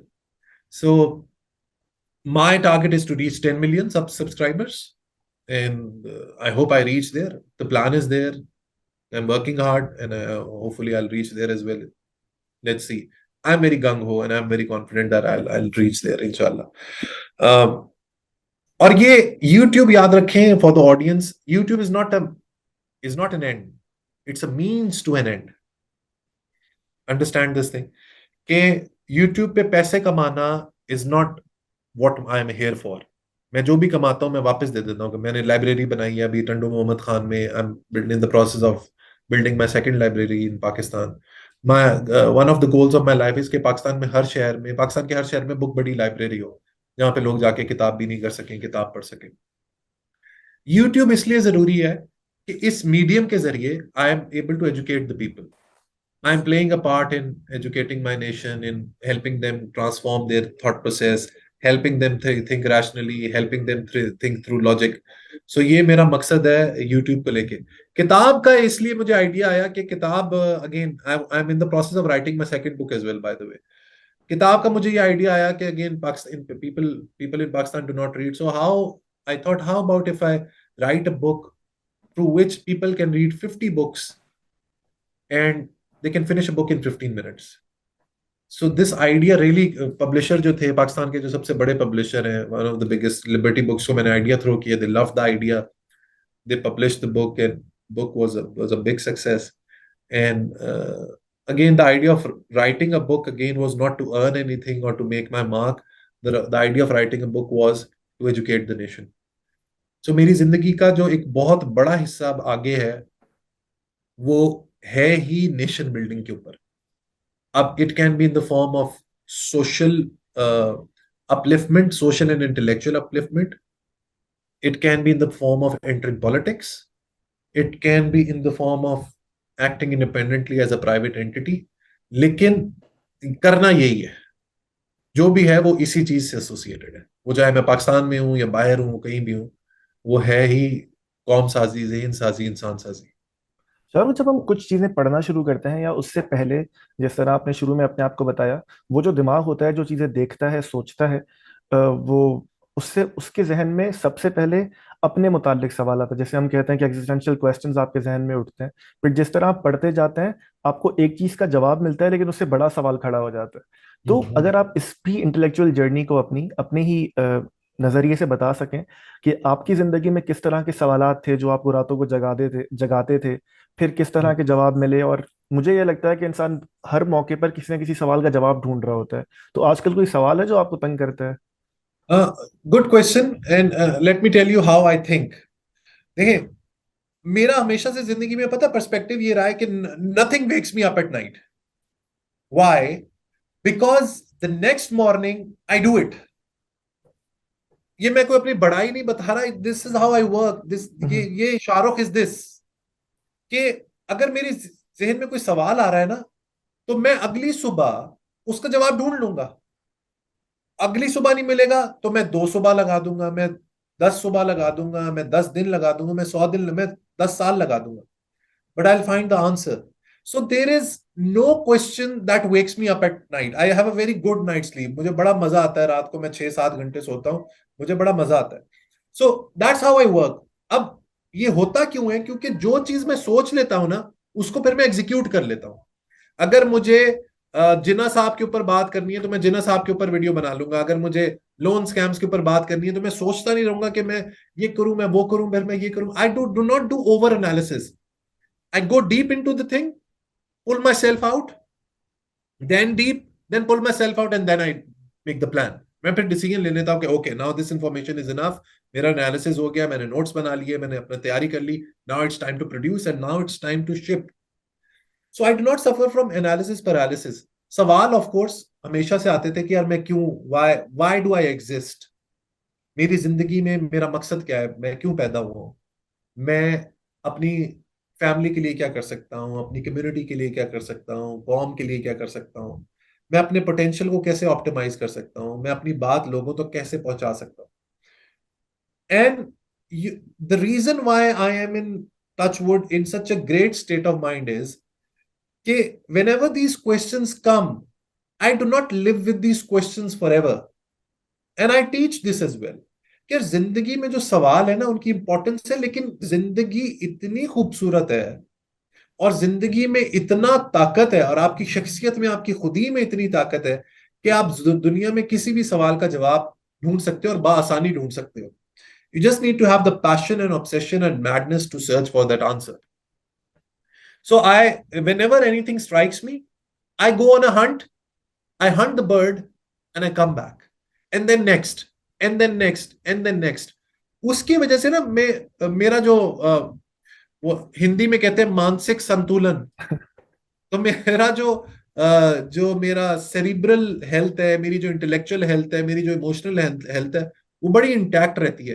Because I keep on hunting, I find the answer, and I close the case, then I open a new case, find the answer, close the case, and then open a new case. Moving to the that's end. Sorry, go ahead. Yeah that's how I think. आखिर में आते हुए जब हम किताब पढ़ते हैं, ज़ाहिर है, या कोई भी हम कोई सुनते हैं, अब मैं बहुत ऑडियो बुक सुनता हूँ, तो उस कहानी का तो अपना मजा होता है, वो आपको एक सफर पर लेके जाती है। लेकिन मुझे लगता है, और मैं आपसे इस पे आपकी राय चाहूंगा, कि अल्फाज की जिस तरह जुमले कंस्ट्रक्ट होते हैं, उसमें जो जो इंटरप्रिटेशंस आप कर सकते हैं वो बड़ी खूबसूरत होती हैं। आपने कभी महसूस किया है कि अल्फाज की भी बहुत खूबसूरती होती है? Absolutely, words are everything. Noam Chomsky को पढ़ें, the way he has defined linguistics, देखिए, जबान ही तो सब कुछ है। जबान, the way you speak, the way you articulate your words, the way you express your thoughts. एक सोच आपके जहन में आई और वो आपकी जबान, आपके वर्ड्स, आपकी वोकेबलरी के जरिए आपके रिसीवर की तरफ गई, तो सारी तो गेम ही यही है ना। सारी दुनिया कायम ही जबान के ऊपर है actually. If there was no language, there wouldn't have been anything. So words की बहुत ज्यादा इंपॉर्टेंस है, चाहे वो अंग्रेजी के वर्ड्स हो, उर्दू के वर्ड्स हो, जर्मन हो, कोरियन हो। Your words have to be refined, your your thought has to be refined, and you need to be articulate enough to express your thought, whatever comes into your mind. You should have the right vocabulary. आपके पास वो लफ्ज होने चाहिए, वो अल्फाज होने चाहिए कि जो भी आप सोच रहे हो, वो अल्फाजों का जखीरा है आपके पास कि आप उसके जरिए एक्सप्रेस कर सको आप अपने जो भी आपकी थॉट प्रोसेस है। सो अल्फाजों की तो importance can not be denied, it's beautiful. Shahrukh, आपने बताया कि जिंदगी में, और अब ये नजर भी आता है आपकी पर्सनैलिटी से, जो एनर्जी, जो वाइब आपकी है, कि जिंदगी में अल्हम्दुलिल्लाह आप खुश हैं। कभी ऐसा मौका आता है या कोई ऐसी स्पेसिफिक चीज है जो आपको बड़ा गमजदा कर देती है? कभी रोते हैं आप? I cried only when my father died. That's the only time I cried. And uh, to be honest, no, Abbas. I might come across as a cold-blooded individual. Maybe आप मुझे काटेंगे तो अंदर से तारे वारे निकल आएंगी. But देखिए अब्बास, ये again for you and for the audience, I just want to spend 2 minutes on this. देखिए, my biggest conclusion of life is this. Okay, मैंने सामने इकबाल साहब का एक रिकंस्ट्रक्शन में एक वो भी है, आई लव्ड इट, वो मैंने सामने लगाया. मेरी जिंदगी का जो सबसे बड़ा एनालिसिस है ना, वो इस वक्त मैं आपके सामने पेश कर रहा हूं. और जिसकी वजह से I might be over simplifying this thing, लेकिन मैं आपको अपना पर्सपेक्टिव बता रहा हूं कि दैट्स हाउ आई थिंक. इंसान जिंदगी में जो भी सोचता है, और इंसान जिंदगी में जहां भी है, आज आप जहां हैं, आज मैं जाऊं, कोई भी शख्स जाए, वो चाहता है कि वो वहीं पर हो. राइट? जहां मैं हूं, मैं यही डिजर्व करता हूं और मैं चाहता हूं कि मैं यहीं पर हूं. So what ever your mind conceives, it achieves. आप जहन में जो भी सोचते हैं, जिस चीज का भी गुमान करते हैं, जिस चीज को भी कंसीव करते हैं, और उस कंसेप्शन के पीछे सरपट भागना शुरू कर देते हैं, शबाना रोज मेहनत करते हैं, स्ट्रगल करते हैं, अपने ऊपर इन्वेस्ट करते हैं, उसके ऊपर दीवानगी की तरह काम करते हैं, ऑब्सेशन होता है आपको उस चीज का, आप उस चीज को अचीव कर लेते हैं. So it is for the man to mould the world according to his ends and purposes. And in this pursuit of progressive change, God becomes a co-worker. I repeat, in this pursuit of progressive change, God becomes a co-worker. शर्त यह है, provided man is willing to take the initiative. अगर आप initiative ले सकते हो ना जिंदगी में, तो इससे बड़ी क्या बात है कि खुदा, अगर आपका खुदा पे बिलीफ है, चाहे आपका हिंदू गॉड है, चाहे आपका मुस्लिम गॉड है, चाहे आपका क्रिश्चियन गॉड है, कोई कोई भी है, कोई भी डिवाइन स्ट्रक्चर है, कोई भी डिवाइन एंटिटी है, कायनात को आप कॉस्मोस को गॉड कंसिडर करते हैं. जब आप इनिशिएटिव लेते हैं ना, तो कॉस्मोस आपके साथ को वर्कर की तरह काम करता है. और ये मेरी जिंदगी का सबसे बड़ा कंक्लूजन है, जिसकी वजह से मैं जिस चीज में हाथ डालता हूं, पूरी नीयत के साथ, पूरी अपनी स्ट्रगल के साथ, पूरी मेहनत के साथ, मैं उसको हासिल कर लेता हूं. अब जब मैं उसको हासिल कर लेता हूं ना, तो फिर जिंदगी आसान हो जाती है. हालांकि जिंदगी की मुश्किलात, स्ट्रगल साथ साथ चलती रहती है, लेकिन आपको जो प्लेजर है ना, आपको स्ट्रगल के अंदर ढूंढना है. और वो स्ट्रगल ये नहीं होनी चाहिए कि यार आप अपने, you're making working hard to make both hands meet, और आप लगे हुए हो, रगड़ा खा रहे हो और पैसा कमा रहे हो, ऑल ऑफ दैट. आपको जिंदगी में मजा तब आना शुरू होता है जब आपकी वो स्ट्रगल हो एक प्रोग्रेसिव आइडियल के पीछे, एक एंकर के पीछे, एक पर्पस के पीछे. So why I don't cry और why I don't feel sad is कि मुझे तो लगता है मेरी मेरी पहुंच में सब कुछ है. मैं तो सब कुछ कर सकता हूँ. I can do absolutely everything, and that is what makes me happy, and that is what keeps me going. It might sound superficial to people. It might sound कि यार ये बंदा बहुत ओवर सिंप्लीफाई कर रहा है चीजों को, जिंदगी बहुत मुश्किल है, बहुत हार्ड है. But I have gone through it all, and my the conclusion of this thesis is, जिंदगी का ये जो हाइपोथेसिस है, इसका रिजल्ट ये है कि अगर आप चाहेंगे, आपके साथ वही होगा जिंदगी में जो आप चाहेंगे. शाहरुख और अगर आप जी, सॉरी पॉजिटिव सॉरी, चाहेंगे तो आपके साथ पॉजिटिव ही होगा, और अगर आप पॉजिटिव चाहेंगे तो आपके साथ पॉजिटिव ही होगा. शाहरुख आखिरी दो सवाल. हम जब बड़े हो रहे होते हैं, आपने खुद बताया कि आपके वालिद अब हयात नहीं है, उनके अलावा, क्योंकि वो तो ऑब्वियसली होंगे, या अगर उनके बारे में भी आप जज्बात अपने शेयर करना चाहें कि आज जब आपको कोई भी कामयाबी मिलती है या आप खुद को कामयाब तस्वुर करते हैं, तो कौन दो तीन पहले अशखास हैं जो जहन में आते हैं कि यार आज इन्हें होना चाहिए था, मैं चाहता था कि ये भी ये आज वाला दिन देख सकें. देखिए, of course dad is the one I have lost. So I have, मुझे मैं जब यूट्यूब की जर्नी शुरू की, तो वो हमेशा मुझसे पूछते थे, हाँ भी कितने सब्सक्राइबर हो गए. तो मुझे जब ये मेरा प्ले बटन मिला, तो I I was thinking about him कि यार डैड होते तो वो बड़े बड़े खुश होते वो कि. So he always used to inquire me कि यार अब तेरे कितने सब्सक्राइबर हो गए हैं और क्या कर रहा है. So dad is someone I miss, okay, and he is the only person I miss, because my mom is with me, of course, my wife is with me, so my family is complete.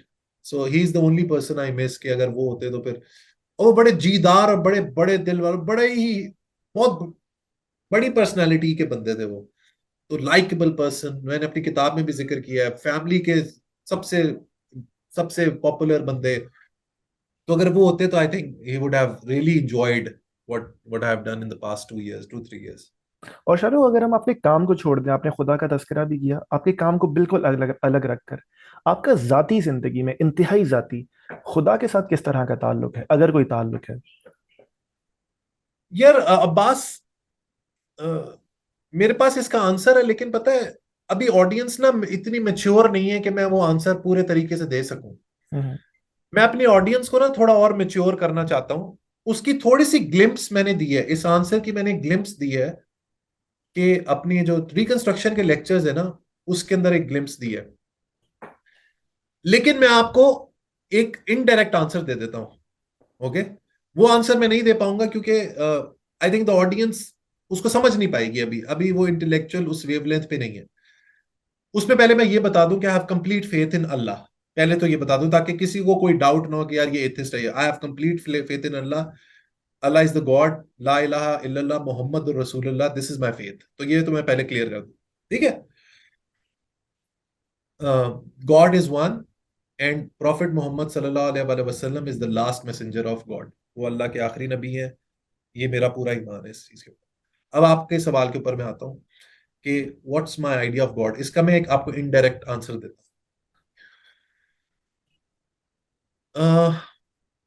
हम लोग, ये मैं पानी P रहा हूँ,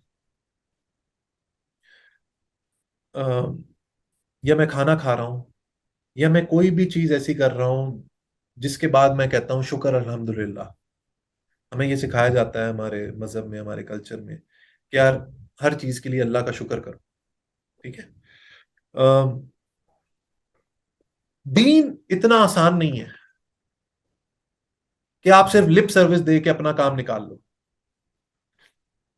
हमारा जो दीन है वो रगड़ा मांगता है, स्ट्रगल है उसके अंदर, उसके अंदर उसके अंदर भरपूर किस्म की स्ट्रगल है। तो ये जो शुक्र अल्हम्दुलिल्लाह का कॉन्सेप्ट है, how I see it is, कि मैं सिर्फ मेरे लिए सिर्फ लिप सर्विस दे दूं कि ये मैंने, अल्लाह ने मुझे पानी दिया और खाना, ऑफ कोर्स अल्लाह का तो शुक्र है ही, वो आपके बोलने की भी जरूरत नहीं। शुक्र अल्हम्दुलिल्लाह का कॉन्सेप्ट ये है कि अल्लाह ने मुझे इस दुनिया में भेजा कुछ सेट ऑफ फीचर्स के साथ। मुझे दो आंखें दी, नाक दिया, दो कान दिए, होंठ दिए, दांत दिए, जबान दी, जिस्म दिया, दो हाथ दिए, दो लिम्स दी, और सबसे बढ़ के मुझे दिमाग दिया, और उस दिमाग के अंदर सोच दी और रीजनिंग दी। ये क्यों दी है? ये अल्लाह की, क्रिएटर की, परमात्मा की, जो भी आपका मजहब है, जो भी आप सोचते हैं, ये उसकी एक एक गिफ्ट है आपको। ये गिफ्ट उसने दे दिया। अब शुक्र क्या है कि आप इस गिफ्ट को ऑप्टिमाइज इसी जिंदगी में कैसे करते हैं। क्या आप अपने इंटेलेक्ट को इस लेवल पे लेके जाते हो कि यार जो तूने मुझे रीजनिंग की ताकत दी, लॉजिक की ताकत दी, विजडम की ताकत दी, सोचने की ताकत दी, मैंने उसको ऑप्टिमाइज कर दिया। ये शुक्र करना है। मुझे जो दिल दिया, मैंने उस दिल से क्या किया। मुझे जो टांगे दी, मुझे जो हाथ दिए, what did I do with them? Did I do something good? क्या मेरा बिहेवियर मॉरल था या इमोरल था? तो आपका जो अल्लाह का सबसे बड़ा शुक्र है ना, वो आपकी पर्सनैलिटी की ऑप्टिमाइजेशन है। ये है अल्लाह का सबसे बड़ा शुक्र। आई होप आई मेड यू। और इसमें एक और चीज मैं आपको बताऊं, सूरह बकरा की एक आयत है, सिबगतुल्लाहि व मिन अहसनु मिनल्लाहि सिबगतन। अल्लाह का रंग अपनाओ और अल्लाह से बेहतर कौन सा रंग है? अल्लाह का रंग अपनाओ और अल्लाह से बेहतर कौन सा रंग है? सो अल्लाह का रंग क्या है?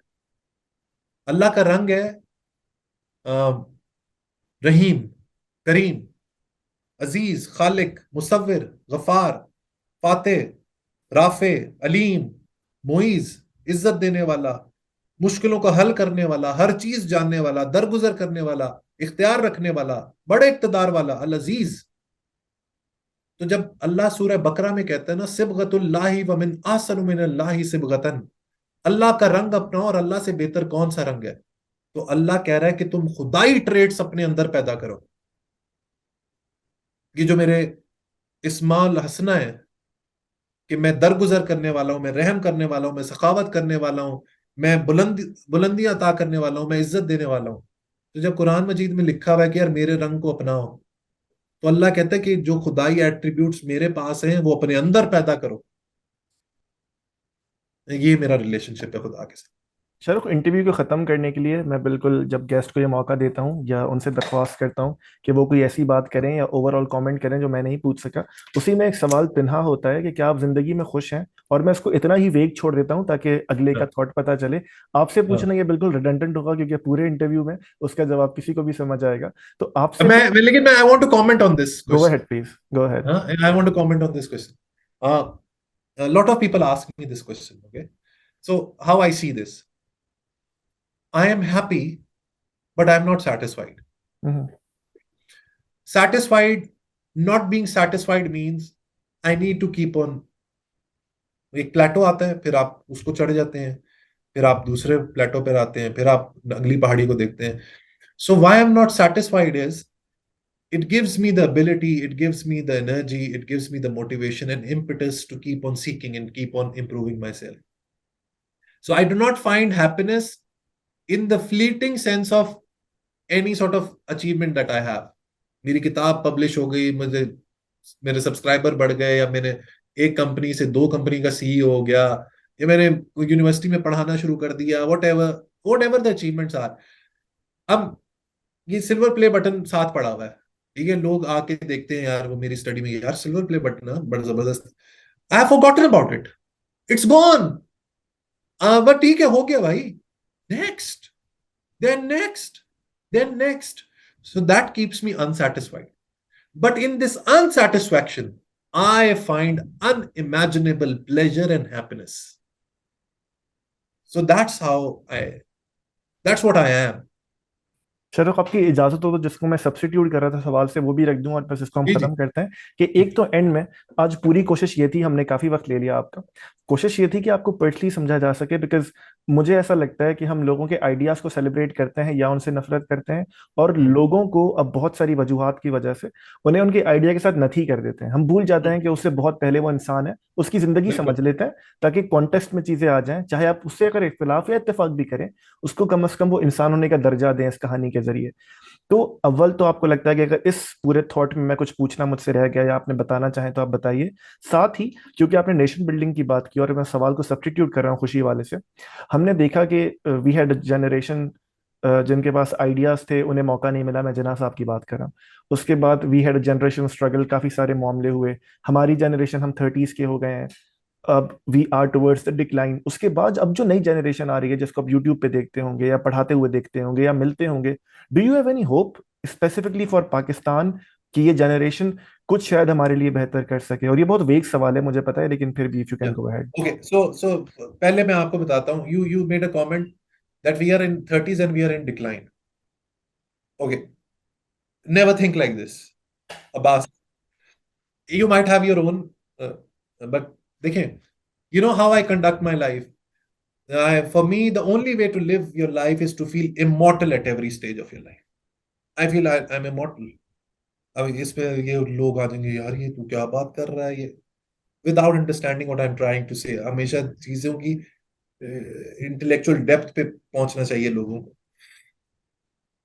आई still feel like an 18 year old and I plan to feel, if I Allah मुझे जिंदगी देता है 80 साल की उम्र में भी मैं 18 साल की तरह ही फील करूंगा। दैट्स, क्योंकि ये अगेन सारी गेम है माइंडसेट की। So my advice to all of the people is, whatever stage you are in your life, never feel, आप जिंदगी में कभी भी कहीं से भी शुरू कर सकते हैं। Now coming to your question, youth of Pakistan को अब करना क्या है? ओके, देखिए, घर बैठे पैसे कमाएं और लखपति और करोड़पति और अमेजोन पे हो जाएं, जब तक ये इस नॉनसेंस से हम लोग बाहर नहीं आएंगे ना, ठीक है। ये क्या है, इसके पीछे फलसफा क्या है? घर बैठे पैसे कमाएं। What they are trying to inculcate in people is यार हार्ड वर्क, घर पे बैठने का मतलब है सुकून। सो सुकून से बैठ के पैसे, अंडरलाइंग जो स्टेटमेंट है ना वो ये है कि यार सुकून जिंदगी में चाहिए। सुकून तो जिंदगी में है ही नहीं। किसी भी शख्स, किसी भी कामयाब शख्स की जिंदगी में सुकून नहीं है। सुकून in the sense, people need to understand there is a difference between relaxation and what I am saying is, like I said, a perpetual state of seeking. So Pakistan में ये जो शॉर्टकट कल्चर आ गया है ना, this needs to be dissolved. This needs to give way. This needs to become obsolete. And we need to behave like hard working people. जब तक हमारी कौम जापानियों की तरह काम करना नहीं सीखेगी। मेरे मेरे पहली जो जॉब थी, मैं consulate general republic of Korea में थी। I was protocol officer over there.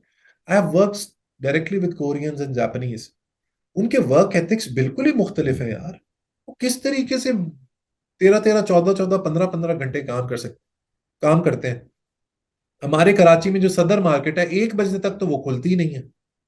1 बजे तक वो पूरी नहीं खुलती, 2 बजे जाके पूरी खुलती है। आपने 12 घंटे तो वेस्ट कर दिए भाई पिछली रात से। ये सुबह से भी लगा लें, 6 बजे से आपने 8 घंटे तो वेस्ट कर दिए। So what are we trying to achieve?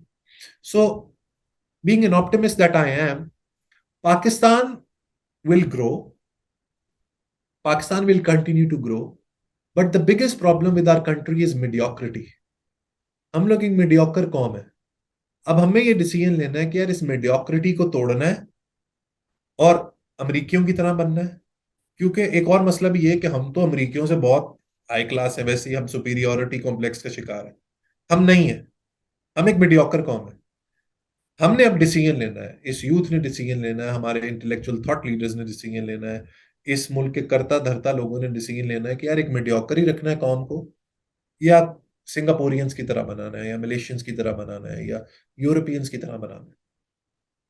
और उसकी बुनियाद रखी जाएगी on some sort of philosophy, on some sort of excellent philosophy. हमारे पास अनफॉर्चुनेटली इकबाल साहब को हमने पढ़ा नहीं। इकबाल की सूरत में इतना खूबसूरत हमारे पास तो ऑलरेडी गाइडेंस है इकबाल की सूरत में। ठीक है, आप इकबाल को पढ़ें तो आपको पता लगता है कि यार एक शख्स कितनी अजमत हासिल कर सकता है, कितना ग्रो कर सकता है अपनी जिंदगी में, अपने मुआशरे को कैसे ग्रो कर सकता है। तो हमारे पास तो एक गाइडिंग फोर्स है, ऑलरेडी मौजूद है। तो just just follow it and अपनी जिंदगी की डायरेक्शन सही करें, अपनी कौम की डायरेक्शन सही करें, अपने लोगों का माइंडसेट सही करें, एक्सट्रीमिज्म से निकल के मॉडर्निज्म में आए। अनफॉर्चुनेटली मॉडर्निज्म को हम लोग समझते हैं कि यार उसने वो छोटे कपड़े पहन लिए वो मॉडर्न हो गया। मॉडर्न सोच होती है, वक्त के साथ आगे बढ़े। हम लोग कहते हैं यार वो अंगारियां ते चले आए यार, यार वो तो अंगारियां ते चल के आया। यार उसने तो वो उसके उसके उसके गांव के अंदर ना वो एक बच्चा पैदा हुआ है, वो उसको सब देखने जा रहे हैं, उसकी 4 आंखें हैं और 4 टांगे हैं। वहां से जेम्स वेब टेलीस्कोप कितने बिलियन ईयर्स पहुंच गया है। Almost at the start of time पहुंच जाएगा वो। एंड जेम्स वेब टेलीस्कोप खला में यूनिवर्स से वहां से तस्वीरें भेज रहा है। अलेक्जेंडर फ्लीमिंग पेनिसिलिन इजाद करता है, एंटीबायोटिक इजाद करता है। उस एंटीबायोटिक की वजह से करोड़ों लोगों की जिंदगी बच जाती है। 2UU मलेरिया का इलाज इजाद करती है, करोड़ों अरबों लोगों की जिंदगी हर साल बच जाती है। ये है मॉडर्न दौर के वली, ये है मॉडर्न दौर के सेंट्स। लेकिन हम लोग वही पुरानी तकलीदी सोच में पड़े हैं। हमारे लिए नेक्स्ट स्टेप ये है कि we as a nation need to learn to appreciate, we as a nation need to learn to acknowledge people who have done well without any sort of hatred or discrimination based on religion, caste, or creed. And then we need to start working hard. हम लोग, मैं आपको एक छोटा सा, अगर 2 minute रह गए, मैं आपको छोटा सा वाक्य सुनाता हूँ। मैं पिछले साल अजरबैजान गया, हमारी एक टूर गाइड थी। रात को वो जब हमें छोड़ने गई ना, तो उसने एक मैसेज दिया, सच एन एम्बैरसिंग थिंग। कहती यू आर पाकिस्तानीज, हम लोग 50-60 लोग थे, you will be late tomorrow, you will be late tomorrow, and if you are late, our entire day plan will be destroyed. So I request you to be on time. ठीक है। नमाज का जो concept है वो क्या है?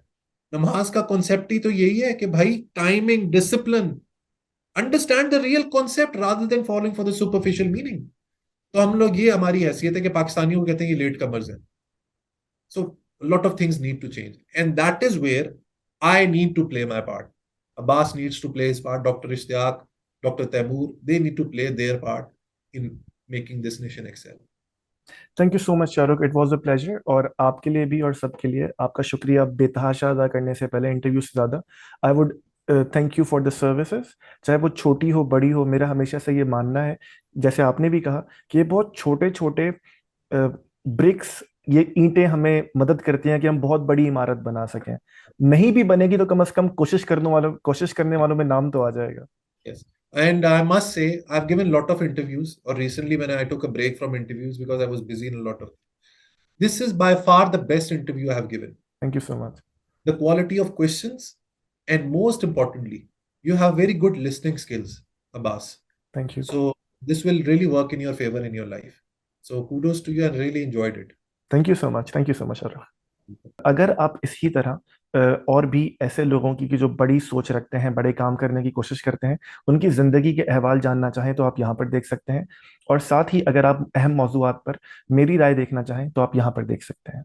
Video देखने का शुक्रिया। अगर आपको हमारा काम अच्छा लगता है तो इस वीडियो को लाइक कीजिए, कमेंट कीजिए और चैनल को सब्सक्राइब कीजिए। इससे होगा ये कि आपके लाइक और कमेंट की वजह से यूट्यूब ये वीडियो ज़्यादा लोगों को रेकमेंड करेगा।